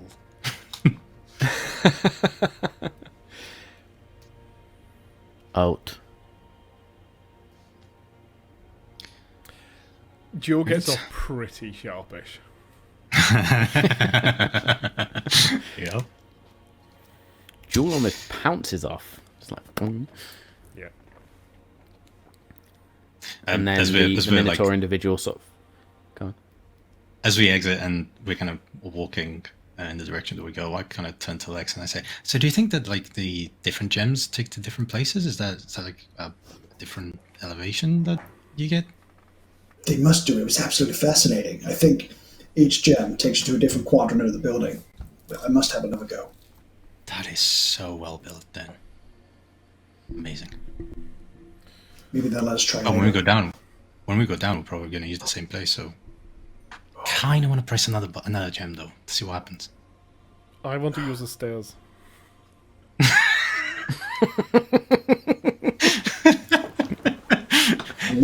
I'm not sure this place has stairs. Then it is badly. It's much more efficient to use the gem machine.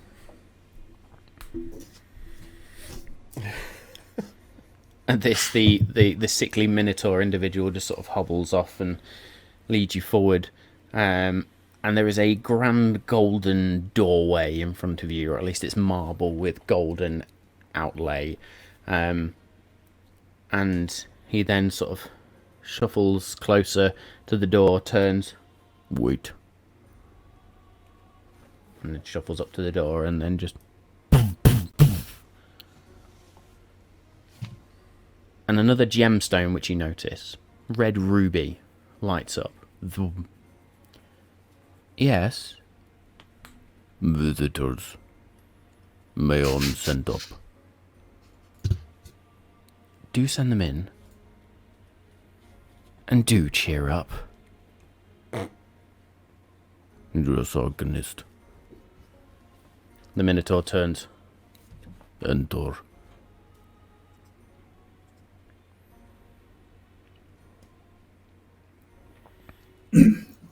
I'll go in then.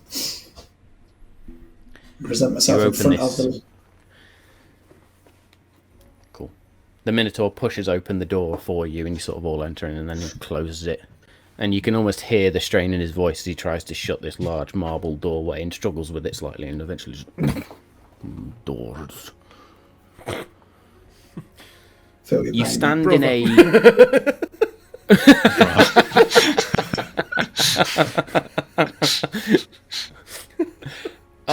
beginning to campaign one. Yeah, somewhere the Wardens of the Vale are like, yeah, I felt that. Yeah, and suddenly like stood up. I feel a disturbance in the doors. You find yourselves in a grand marble room lit up by these gemstones and mirrors which seem to refract the light into different areas, so this room is fully lit up. There is a desk at the far end behind which is sat a female individual with these curved ram-like horns But what you notice is there is this arcane apparatus all over the place. There are bookshelves lined with books. And on the floor, in gold, inlaid into the marble, is this circle of arcane runes and geometric circles. Karsus, I'm going to say you are totally taken with this. Lex, you are probably also totally taken with this. Jewel, you couldn't give a shit. Yeah. As the door closed, this female individual stands up, and you hear again the clacking of hooves on marble as she steps around and reveals herself to be a satyr, or a goat person, if you like. As she steps out, she has got this shock of green and blue hair in between these ram's horns. She wears this white bodice-like robe, and these brown leather trousers that are cut off at the knee into then her satyr-like legs.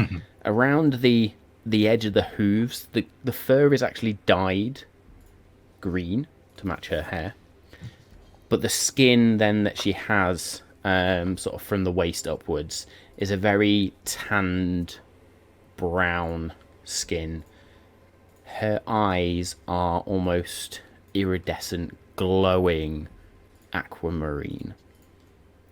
Around her neck is this simple rope-like chain, but hanging from it is a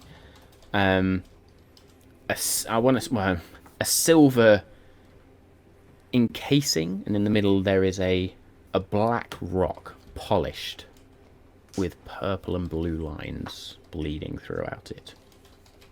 Yes. She closes a book on her desk and steps forward. Hello. Mayon was quite adamant that I was to, speak to you. I'm understanding that you have, arrived somewhat unannounced to help me with my malfunctioning apparatus. I must admit I am myself a little bit confused, as none of you seem to hold the necessary credentials to understand said apparatus or operate it, so I'm not sure why you're here.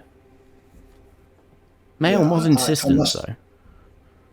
I must apologize for not following protocol, but I believe the disturbances in your machine or the malfunctions may be linked to planar disturbances that I also am investigating. So I was hoping that maybe your problem is my problem and we can work together. Or maybe I work for you to fix it. So you are here seeking work? Kind of. Well, kind of. My mission, I think, aligns with your problem. Maybe. And your friends, sorry. And I didn't get your name, sir. I must apologize. My name is Lex. Lex Ordo. No worries. Nice to meet you, Lex. I am Artemisia. I am the senior Arcanist here. And have been for some time, actually. Artemisia Calianiera, I should say. Yes. Sorry, your friend. I'm not spelling that. There's no way around. Love throwing that in there. Senior Arcanist, my name is Jewel. As you have quite rightly intimated, we do not necessarily, I certainly do not have the credentials to help fix your machine. I cannot speak for the other two. However, I am fairly adept at getting information. If this is something that I may be able to help you with, then maybe that is something that would align in why I am also here in the city. Information is what I am here to find. And information on what, if I may ask? Joel briefly looks over at Lex and Karsus, but then we'll look back. There are disturbances from where I am from, and these are not natural. I am hoping we can find the source of what it would be. It may well be from one person, it may well be a larger issue. I have followed a path of the same issues have made its way to the city, I believe. I wonder if it has anything to do with why your machine may not work. Maybe. And these disturbances started when? About a year ago. I believe it may or may not have had something to do with a person who was not known to our area. However, something so large, I do not believe that one particular individual would be powerful enough to create by themselves. Interesting. And yourself, and I am assuming you're some form of warrior or fighter. In fact, no, yes. I do recognise you. You're that incessant swordsman from the arena, aren't you? Cassus will bow very deeply. Quite rightly. That is me. I am glad to know that my name travels fast. You just not see anything? You are known for your flamboyancy, shall we say. Certainly is a style. She likes you less than a receptionist. Skills. Interesting. I am here because I was I just saw the the chat there was brilliant. I was deeply coming to a sensible 5.57 height. I came here because I got in a bit of a, well, not really. I was going to get into a bit of a scuffle while at the Colosseum, so I just sort of got away. But to be in the presence of the Alchemist and to be in the Lyceum, I was wondering if, after all this is done, after all this is sorted and we are the ones that help, if I could get access to some books, maybe have a bit of a read about the magics around here.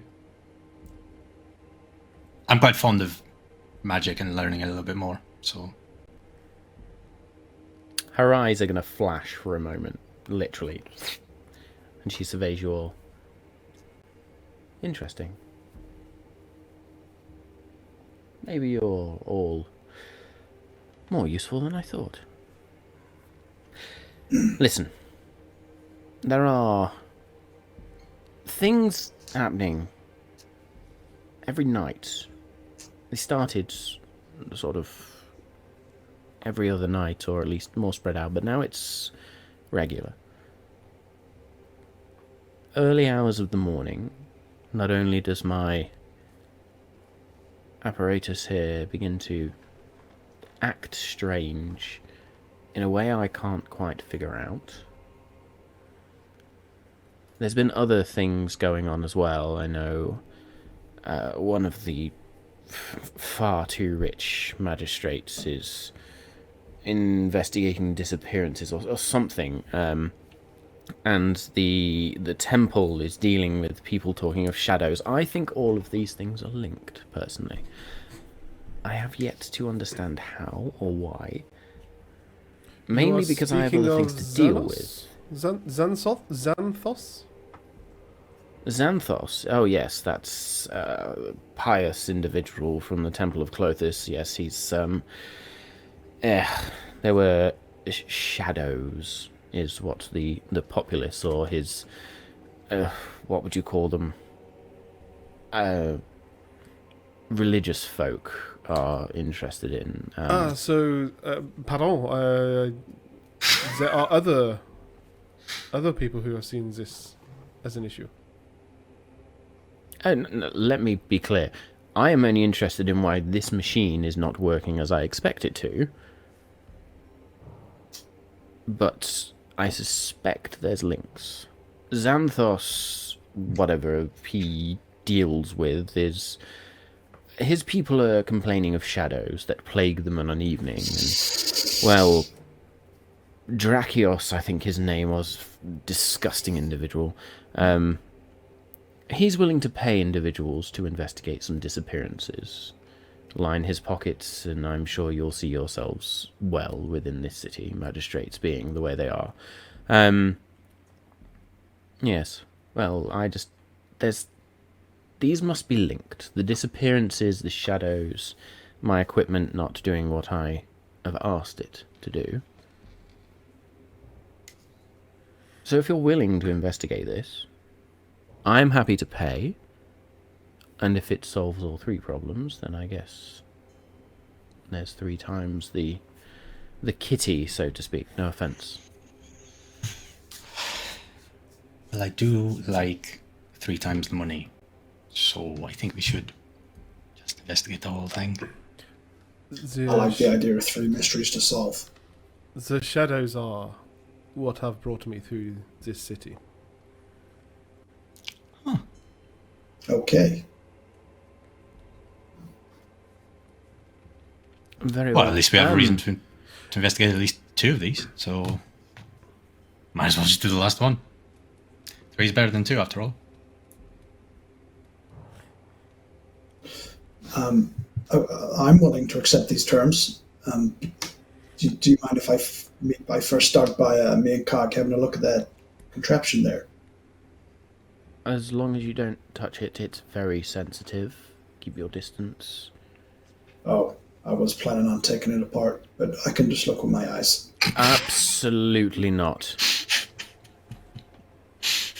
Okay, eyes it is. Cog, scan it. And then maybe we'll have a little look at it.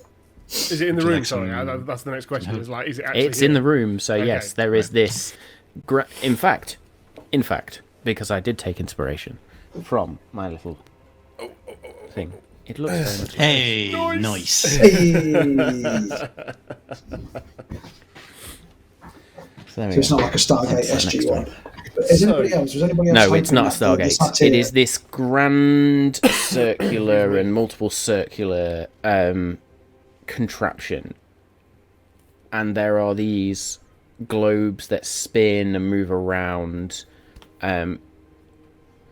Artemisia actually steps up and says, if you'll just stand back, I will show you what it's meant to do during the day.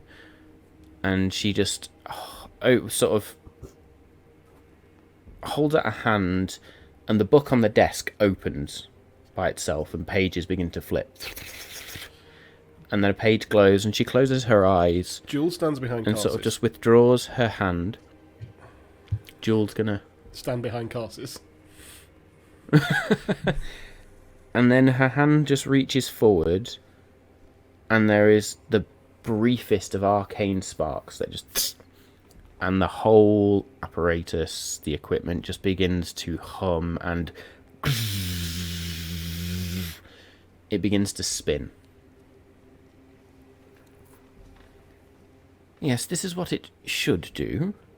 And I monitor and make calculations and note the positions of certain globes and spheres. I don't want to be rude, but I'm also not going to pretend that you all understand the exact notions of all of this. And over time, it will help me understand the nature of the universe.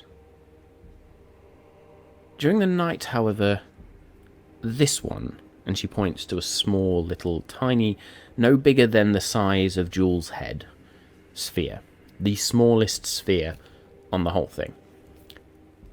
This one stops spinning and becomes more black than orange, which is a bit bizarre, I must admit.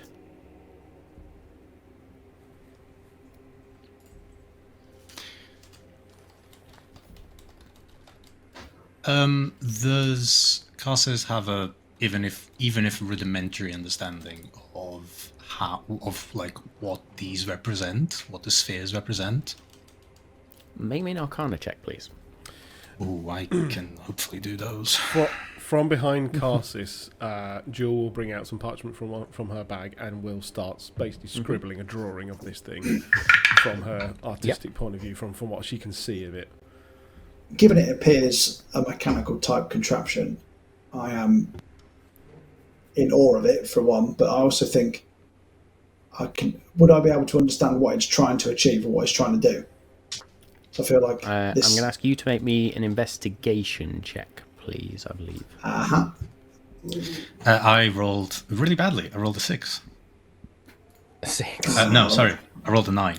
It's 3 plus 6. A 9. I rolled a 10. A 10. Lex, I'm going to come to you first. You marvel at the sheer contraption of this, but then also think it's somewhat simple.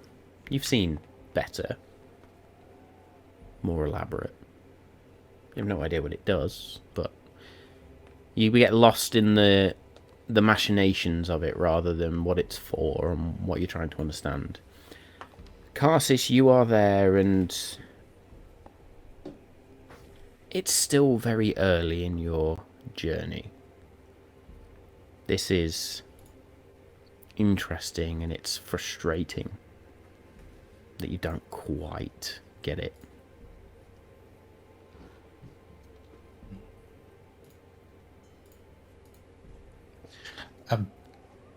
Apologies, but I can then assume that whatever might be happening is, well, influencing this gem to change and not work properly.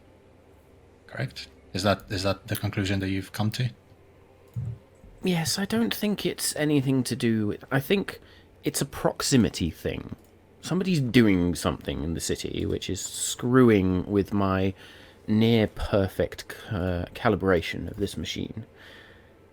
I don't think it's ground-shaking by any means, but somebody is doing something somewhere. So if anything, find them and stop them, because it's hindering my work and it's getting incredibly annoying. What is supposed to be the output of that malfunctioning sphere? Out of that sphere specifically, well, it's one of many that form a grander equation on the universe and, well, time, creation. I'm reluctant to go on.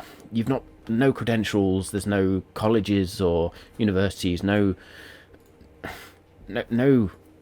certification of study. I'm reluctant to sort of go on without confusing any of you. Again, I don't mean any offence, but you've just turned up and I have no idea who you are other than what you've said. And, well, if you're willing to investigate, then maybe we can sit down and have more of a discussion about things. But right now, yes, it helps me with my work. It is my work. It's my life's work.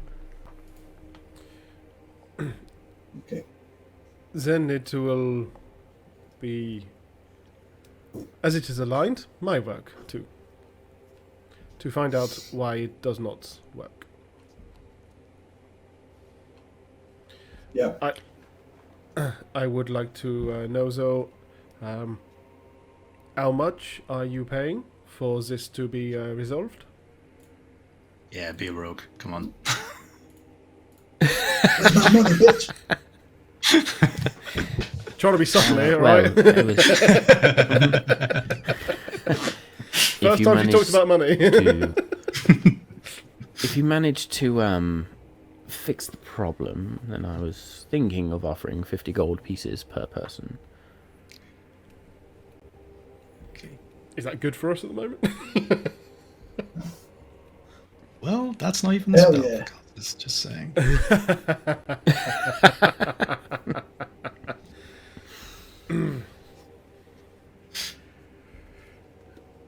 That is very, very generous. Is it something... Make me a perception check, please, everyone.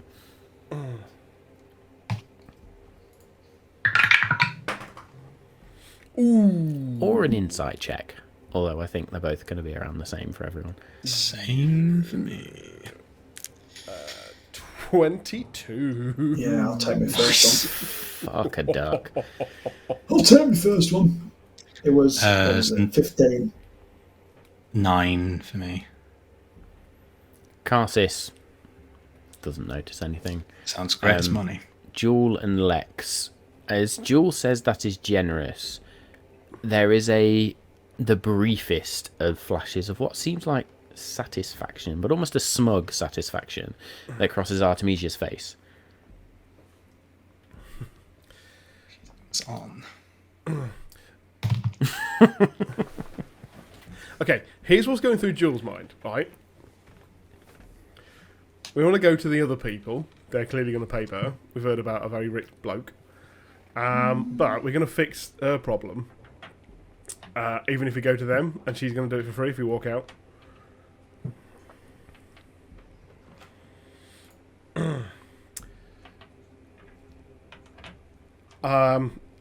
Did she also insight? That is very generous. He said it, man. I said it. Okay.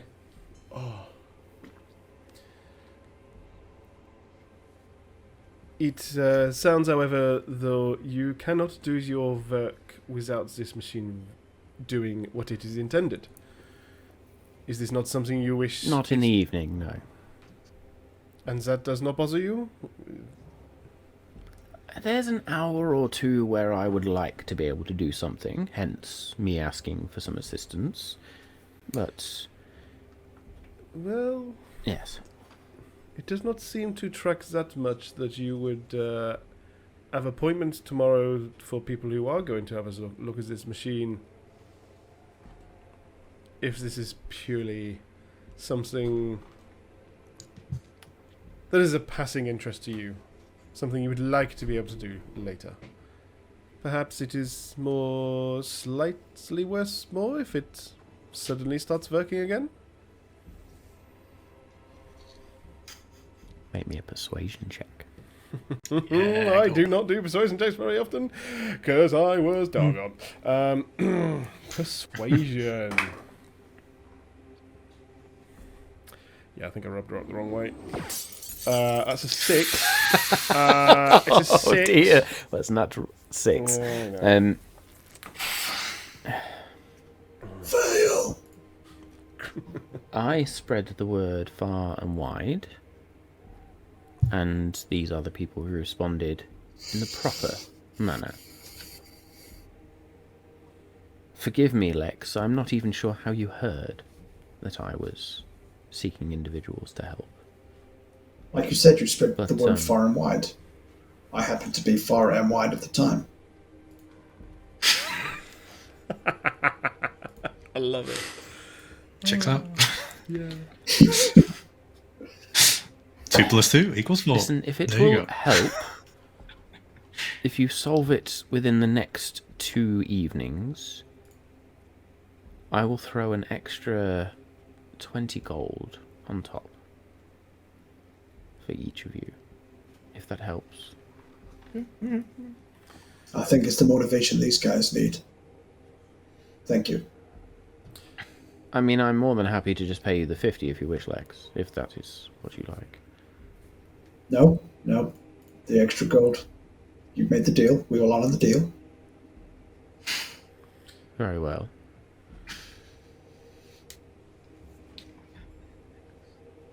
The disturbance, or whatever it is, seems to happen between the hours of 2 and 4 in the morning.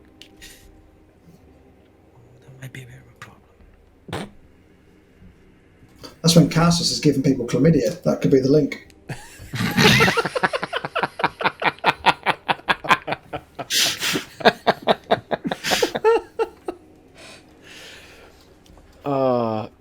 That'll be Cassis' first spell. Cassis' calamitous clap. Wow, all with K's. Oh no, don't do that. All with case. Oh dear. Right. Artemisia is then just going to sort of look at the apparatus, which is still spinning, and she just holds her hand up one more time, and a little spark, and it stops. It shudders as it stops. Something to fix. Sorry, I have more work to do. If there is anything else, now is the time to ask. If not, I'm very busy. We have taken plenty Just of your time. Thank you. I did have one parting question, if that's okay. Is there an inclination of where you think we should start our investigation? In the evening. That is my suggestion. That's not the answer I was hoping for, but it makes sense. Well, look for something out of the ordinary between the hours of 2 and 4. Are you investigators or are you not? You are certain that your machine is not causing the issues that everyone else has been seeing? You have switched it off between those two times? I craft a machine to create disturbances which cause other things. My machine was working fine up until about 2 months ago, and then this problem arose, and now I must seek individuals to help me out. There we go. We Sorry, have did you ruled out say- one area that it cannot be. Your machine creates disturbances. No, it doesn't create disturbances. Oh, okay. I misheard you. I was getting panicky. Okay. Thank you for It your is not time. designed to create disturbances. It's designed to read the universe. To keep the balance. Understand it more? But close. To understand it is to keep balance in some degree. Okay, we've taken up too much of your time. Good day. I won't disagree with that, Lolex. That's probably the most intelligent thing any of you have said in the last 10 minutes. Thank you. You are welcome. Very well. All right. What do you mean no sarcasm? The Minotaur will see you out. Thank you very much, and I'm sure we'll see you again within the next 2 evenings. I hope so. There's 70 gold in it for each of you. Indeed there is. I Well, will on you leave go then. Behind Lex. You Bows will- again, turns around, goes. When you said it was a satire, seven. Matt, I was definitely hoping for Danny DeVito from Hercules. Chasing dryads around a pond, yeah. Or nymphs, I think they were in the film. Fucking love that film. I want to solve this problem, kid.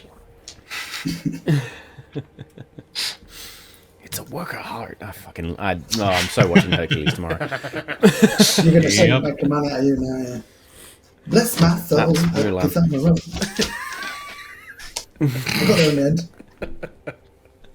You got the right song, the wrong title. Anyway. Cool. You exit, and that sickly-looking Minotaur is there again. Follow.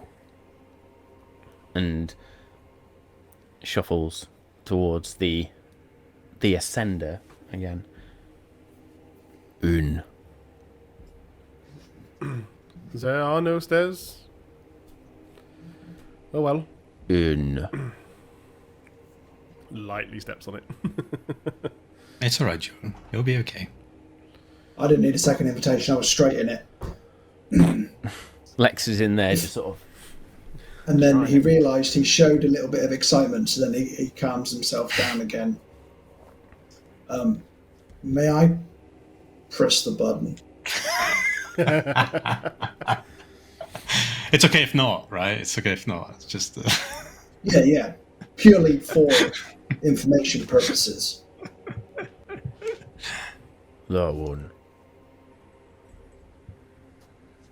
And you'll see like a bit of excitement go across his face, and his eyes will narrow, and then he'll steady himself again and just press it. And then watch what happens. Maybe an Arcana check, please. Oh boy.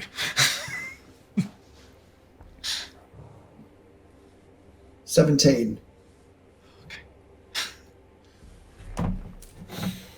DM whisper coming. Let's along. roll of the night. Nice. Let's roll of the night. Nice, yeah. I'm gonna be Oh. right back because I pop out. Right, take them out. That's okay. Surroundings away. So yeah, you lot chat amongst yourselves while I quickly send this DM's whisper. We better get more I've from just- that other dude. Well, we have got, I suppose, the 3 mysteries to solve now. And I don't know whether. Okay, well Lex. we have been given information that they are potentially connected. So that's something we need to do. Is check. And Lex is still undecided whether that machine is a good thing or a bad thing. Oh, it's definitely a bad It's thing. fascinating. Absolutely, It's it's absolutely well, it's for causing a Jewel. problem. It's 100% the issue as to where everything's coming from. Absolutely 100%. I'm with you on that one. I'm glad you've pounced to a conclusion. Nothing like a snap decision on a conclusion like that. That is, it's fucking cool. So the DM's whisper has been sent. As Lex goes to press this gem, before his hand even touches the gem, there is a slight spark. And a brief moment, and then the ascender begins to descend. Samau has just stepped out for a minute, so Samau will be back in the briefest of moments. Your descend, reach the ground floor, and the Minotaur just points out. George is exactly the same and just like almost pounces Thanks out. again. Thank you. You're welcome.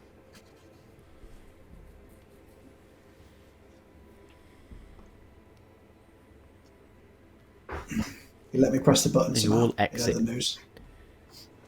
So yeah, Lex pushed the button. Some stuff happened. Descended. As you all exit, Mayon is sat there scribbling for a moment and looks up, sort of side eyes, and then... Hello. I trust you had a pleasant conversation. Was all well? Oh yes, it was very good. Thank you ever so much for letting us go through. You are most welcome. Most welcome. Do you perchance know where we might be able to find what was his name? Drakios, the magistrate? Well, I do not know Drakios personally, but he will be in the magistrate quarter east of the Agora. It cannot be missed. Lots of legal buildings and all courts and philosophical conversations and those sorts of things. Yes. Merci. You are welcome. Do we need to sign out because we signed in? Is that the protocol? I will do this. I will do this for you. No worries at all. Thank you. The time is, I don't know what the time is. I'll let you do it. It's about halfway between morning and midday, so about 10 o'clock, 10, 11 o'clock. So he just quickly makes a scribble. Please, well, I hope to see you again. And her eyes fall I'll on see you later. Karsus and just sort of look down and look up. Oh yes, I'm sure you will. I bet that stall's got a right wet patch on it.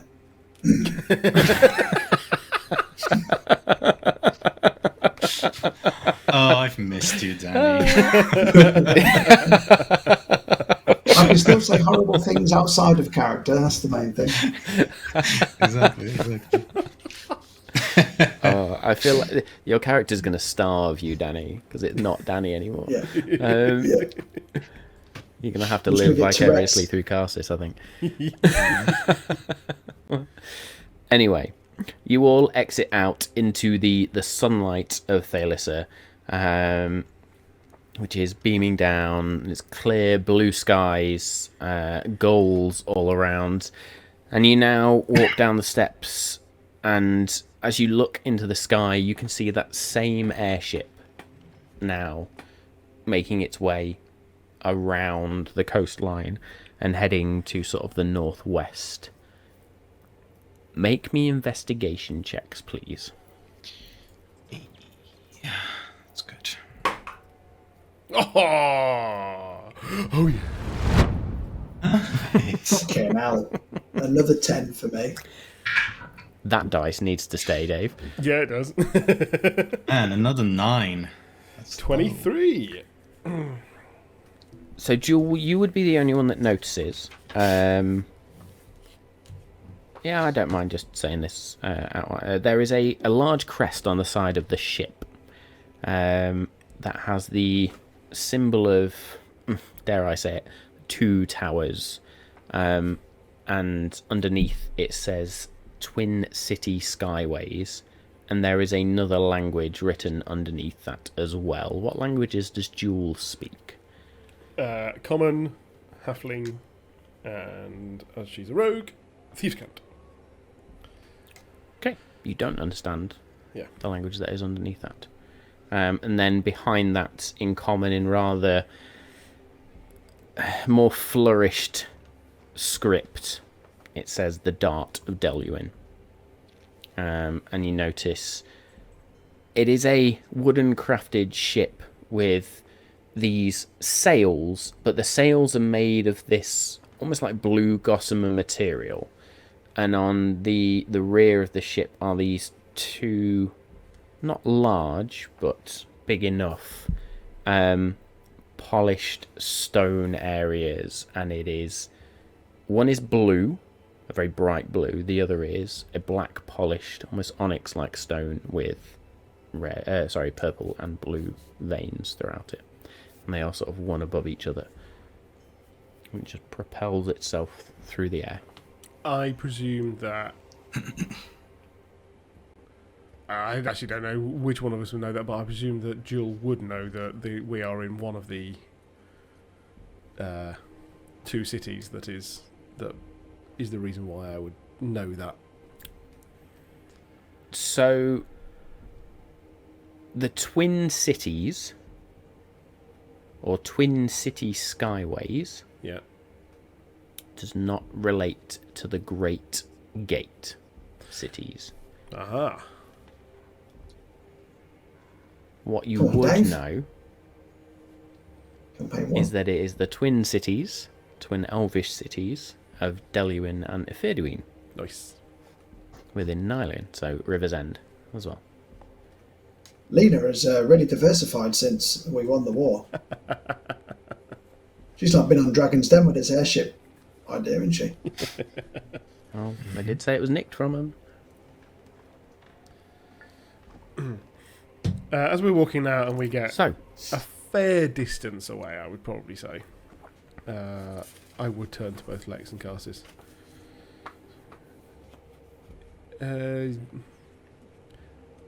That payday is more akin to washing dishes than for a week than fixing an entire problem for a city. That didn't track. Is that not good pay? No. Well, if we take all the money that we're going to get from this payment, and then we just put it all on me to win the fight tomorrow morning, may end up to be quite a reasonable payout. Although we don't get paid until after the fight, so I don't know how we would do that. Maybe we should see if we have access to any as a benefactor for what we are looking into here. It seems that Well, after the information that we found in that room, Lex, what you are searching for and what I'm searching for seems to potentially be linked. Yeah, well, if money is your motivator and I require your help, maybe it's worth speaking to the other two people that she mentioned, getting money off of those, and getting paid for all 3 jobs, but solving one mystery. Information is really my motivator. However, money helps you find information. It can loosen I like lips. money. I just like having it. So it is quite a big motivator. Not going to lie there. Then maybe the magistrates sticks. Maybe who we need to go speak to. If they also agree are with having that. this problem. Makes sense. That was down in the was it the magistrate's court or something, did you say? The magistrate quarter, yes. Quarter. The eastern side of the city. Let's go and find out if we can get another benefactor, I say. You lead, I'll follow. Right this way. Matt, would there be any sort of would the magistrate's quarter be where like embassies are kept? Yes. Or no? So it's very much the area where you would have embassies, places of debate, democracy, law. There would be courts there. There would be less arcane education, more philosophical and ethical discussion and debate, and more standard learning areas, if you like. It's very much that area of I don't know how to describe it. More common education, if you like. Just the ways of the world rather than anything magical or that sort. Can casters be on the Diplomacy. Can casters be on the lookout for? Yes. I guess humans in general, but Yes. uh, Yes. yeah.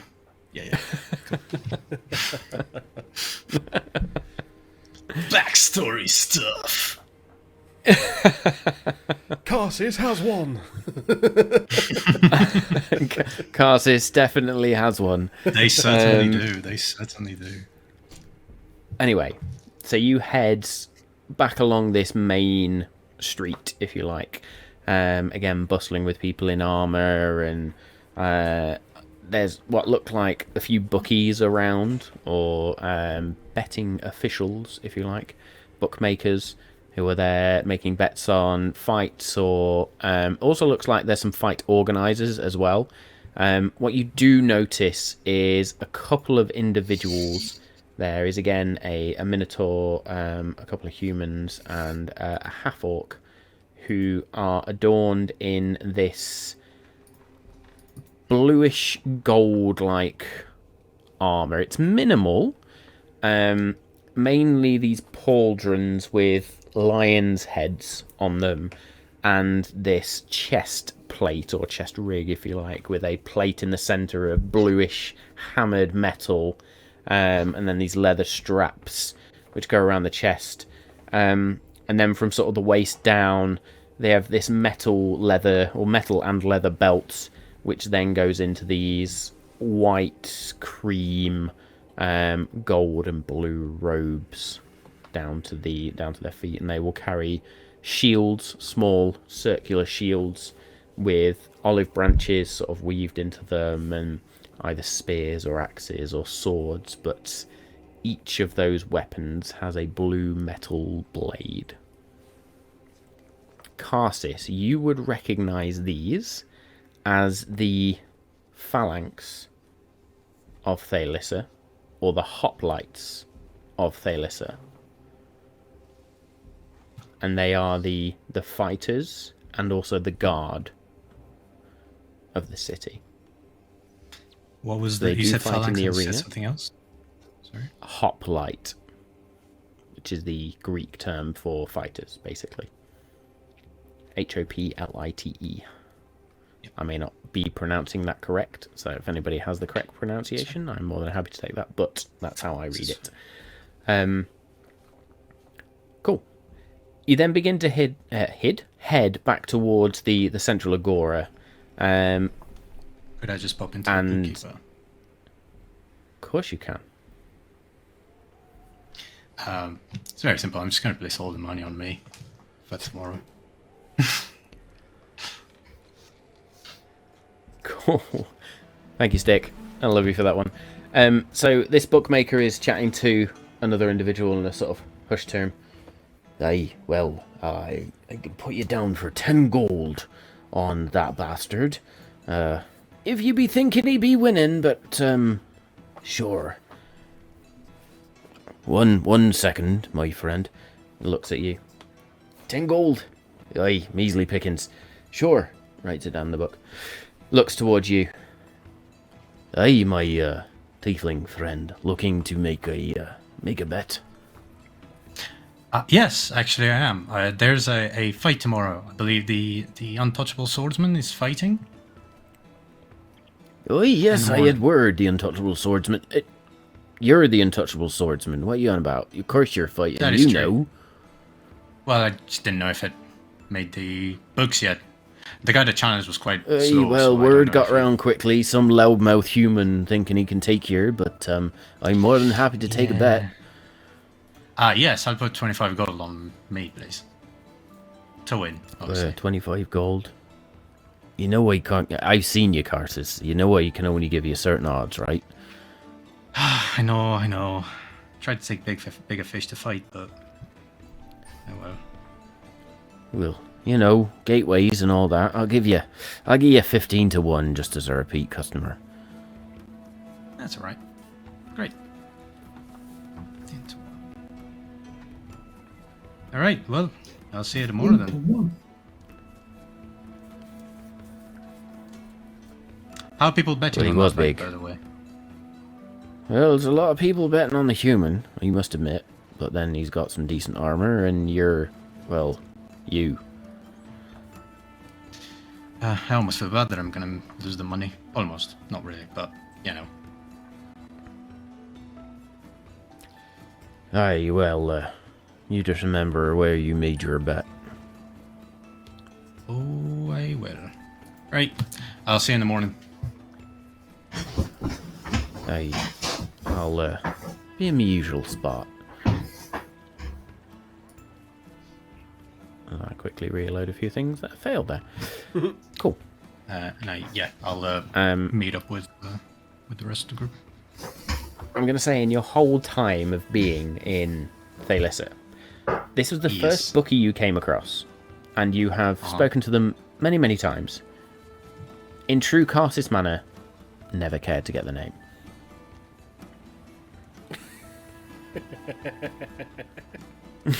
Sounds legit. If I get the name, I'm just going to forget it, so it's fine. Yeah, no, it's all good. Cool. So you then head back into the central agora, and you notice now where previously there were magicians and bards performing, a grand fountain now stands with water. As the water sprays out, there is a sparkle to it that is a little preternatural, supernatural, not normal. People are buying, selling. It is very, very busy. There are a number of hard-standing buildings, as I said, around the edge. One of which has a sign outside that swings in the wind, and you see on that sign the words, the Poros Taverna. Carsis, this is where you have been staying throughout your time here. Jewel, this is also where you have been staying during your time here. Yep. You pass by it, and you head through a number of palm trees towards the magistrate's quarter. there are a number of buildings here, and throughout this area walk individuals in these, again, toga-like robes. And when Hero Forge actually works for me, I'll be able to let you know what this individual looks like. Or what these individuals look like, sorry. So, yet again, it's blue and gold. The magistrates, for those of you that have been here for a while, so Jewel, Karsis, you know that the magistrates wear these blue tunics and skirts with a gold or ochre sash. And then they have these simple light brown leather belts that encompass the waist. The higher the station, the more stripes that appear on the arms of these tunics. You know that the higher magistrates have orange and yellow stripes, and the highest also carry a blue gemstone around their neck. There are a number of individuals here that have just the narrow yellow stripe, indicating that they are one step up from being your entry-level magistrate. Or politician, if you like. It was yellow. Was it something else and then the blue gem, was it? So, yellow. So you've got basic blue is your entry level, just a blue tunic. Yeah. A narrow yellow stripe is your next level up. A yellow and a thicker orange stripe is the level up from that. Yeah. And then the final level is a blue gem around the neck as well. Does Jewel, in having been here,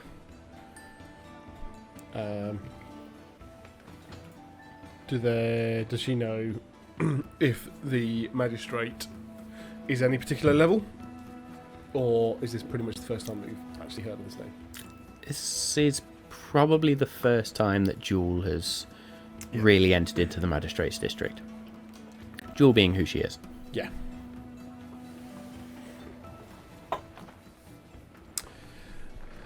Well, I suppose, gentlemen, this is now where we have to find the magistrate we are looking for. Any ideas? I'm assuming they'll be the boss, the highest ranking official. Sounded like it. Potentially, if they are particularly wealthy. I would say that is a good idea. Although we didn't, there must be a protocol to follow to get to him. Gauging on our experience just there, there must be an official way to gain audience with him. With them. Do you know how to do that? I'm not familiar with this place and how it works. I am not overly familiar, I have to say. I'll reach out to the closest magistrate to us. Just barge in. Hello. Good afternoon. Good morning. Depending on... Hello? Hi. Myself... apologies. My name is Karsis. You must have heard of me. I'm the untouchable swordsman. I'm here with some companions, and we were looking to have an audience with Drakios. We have heard that there is some problems. We've just come from the Lyceum. We've just had a conversation with Artemisa, and we heard that there is a job going to sort out some... looks around, lowers the voice, some issues that Drakios might be having in the middle of the night around 2 and 4 a.m., maybe?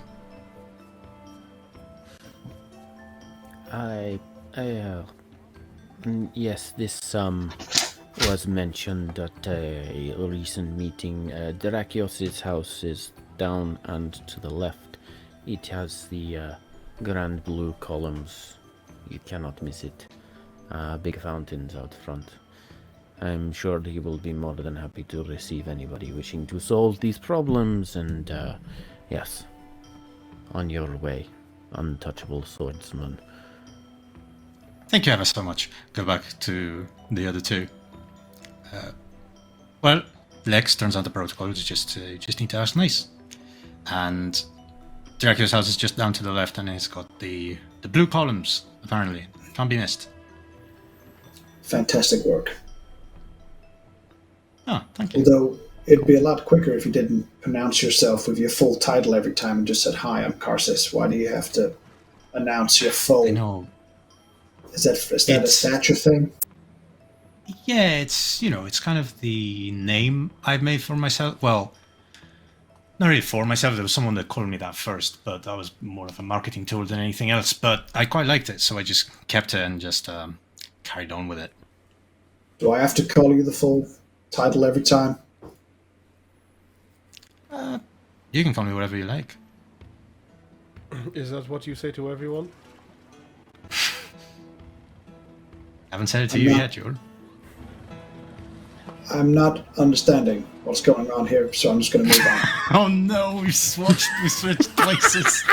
Literally swap.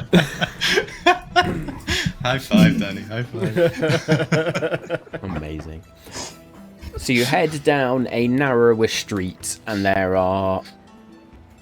It's almost like the Beverly Hills type of street. These buildings get more and more ornate as you go along. What you do notice is dotted in between them, there are a number of embassy-like buildings, as the music just cuts out there. We'll work on that in a second. The bard There we go. The bard fell over. It's fine. The bard fell over, yeah. Somebody kicked the bard and they tripped over, and I'll be sure. they're getting sacked. Let me help you up. That looked terrible. I played for the King of Nialin once. Fuck you lot. Oh.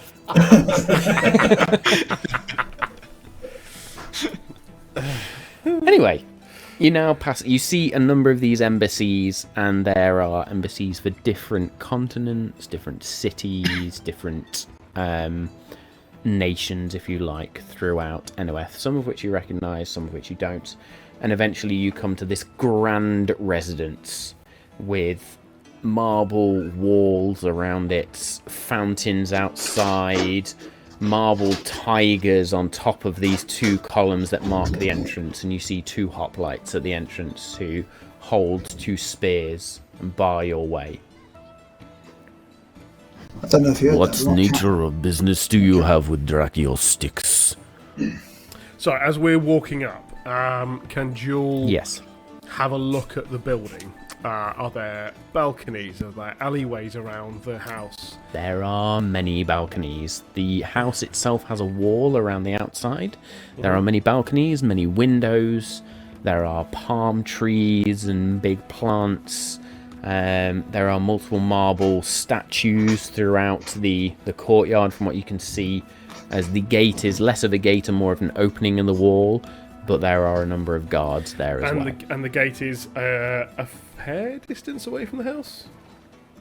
It's probably 50, 60 feet away from the house. Yeah, okay. Alright, cool. Cool. And as these two hoplites stand there, What nature of business do you have with Dracula sticks?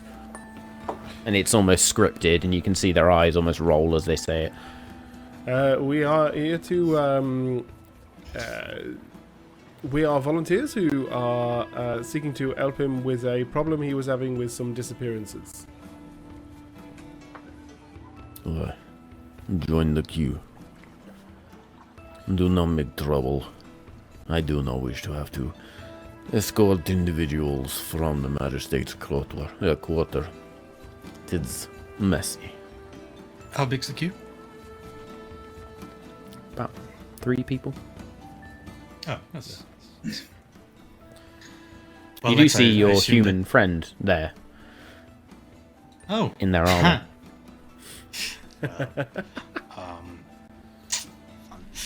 I'll turn to Lex and say, I assume that you would rather join the queue, yes? Queuing, yes. Queuing makes sense. That is what If that's the protocol, that's what we shall do. Absolutely, yes. We will do what is right. And yeah, join the queue with Lex. So you join this queue of 3 people, and it is before what is like a pergola or pagoda to the side. There are a number of white-robed individuals holding these shades over a chaise, and laying on that chaise is a tan-skinned human with this black beard with wisps of grey in it. You notice a distinct scar down the face, and one eye being this yellowish colour, but where the scar hits, there is this glass-like eye of red with a clear black marking in the middle to sort of emphasise a pupil. Their left arm is mechanical. It is a prosthetic. On their robes, they have a thick orange band, a narrow yellow band, and around their neck they wear this blue gem. As they lay on this chaise and they converse with individuals and then just wave them away. And slowly but surely, these individuals step forward. And then it gets to your turn. And this individual waves you up. Can I ask something? And I think, go for it. What weapon is the human carrying? Sorry, my cats were scrapping. Who is laying on the chaise. No, the human that I'm going to fight tomorrow. The big, an axe. Axe? Battle axe. Interesting. Cool. Nice. Cool. As you are then waved up by the right hand of this individual with the scar and the prosthetic limb, there are multiple rings on this right hand. Very opulent, very elegant, very effluent. And yes, I think now is the time that we end session 1 and we pick this up with episode 2. We didn't even So much fun. Because I know people have got to go back to work tomorrow. I know, honestly, I was like, can I cancel tomorrow? Can I just no, just whatever. We just sit here for 5 hours and play. Just go for it. You know what? Yeah, Oh, man. Yeah, be down for that. This was fun. I liked it a lot. It was fun. So much fun, guys. So good to be back. I have missed this DM's chair. I've missed this storytelling element. It's so good to be back low level. I was very nervous about it, but it's very cool to be back and just building a world again with you all. So Tell thank that you all to for all that. my twos Thank that you. I rolled. I'm fucking living that. Yeah, you're really not used to the fact that you can't roll lower than a 10. You I can really now. miss a plus 15. I really miss plus 15. Yeah, that whole jack of all trades shit straight out the window now, mate.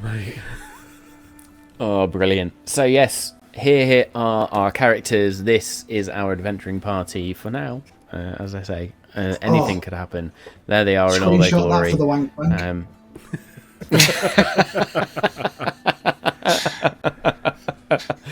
Amazing. So I just want to say a massive thank you to everybody who's joined us, who has returned to join us on our journey into campaign 2 and session 1. Anybody new, so I know we've had a few new individuals in the chat. Thank you to the new followers. Thank you to the return subscriptions. Thank you for all the gift subscriptions as well.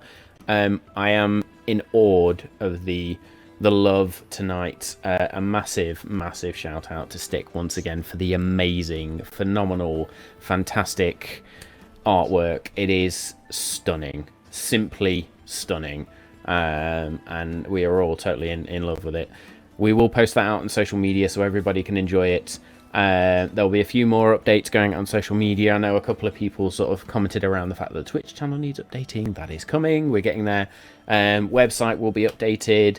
There's a few other things going on in the background as well. We are working on wikis and all sorts of crazy stuff. So just expect things to change over time. And yes, please stick around. We are probably going to try and raid. So we'll have a quick chat in the background. to raid a different channel, just so you can go and show some love to some other folks as well. But thank you once again for joining us on episode 1 of campaign 2. We have been the Malt Magic crew. This has been amazing. We will see you all next week.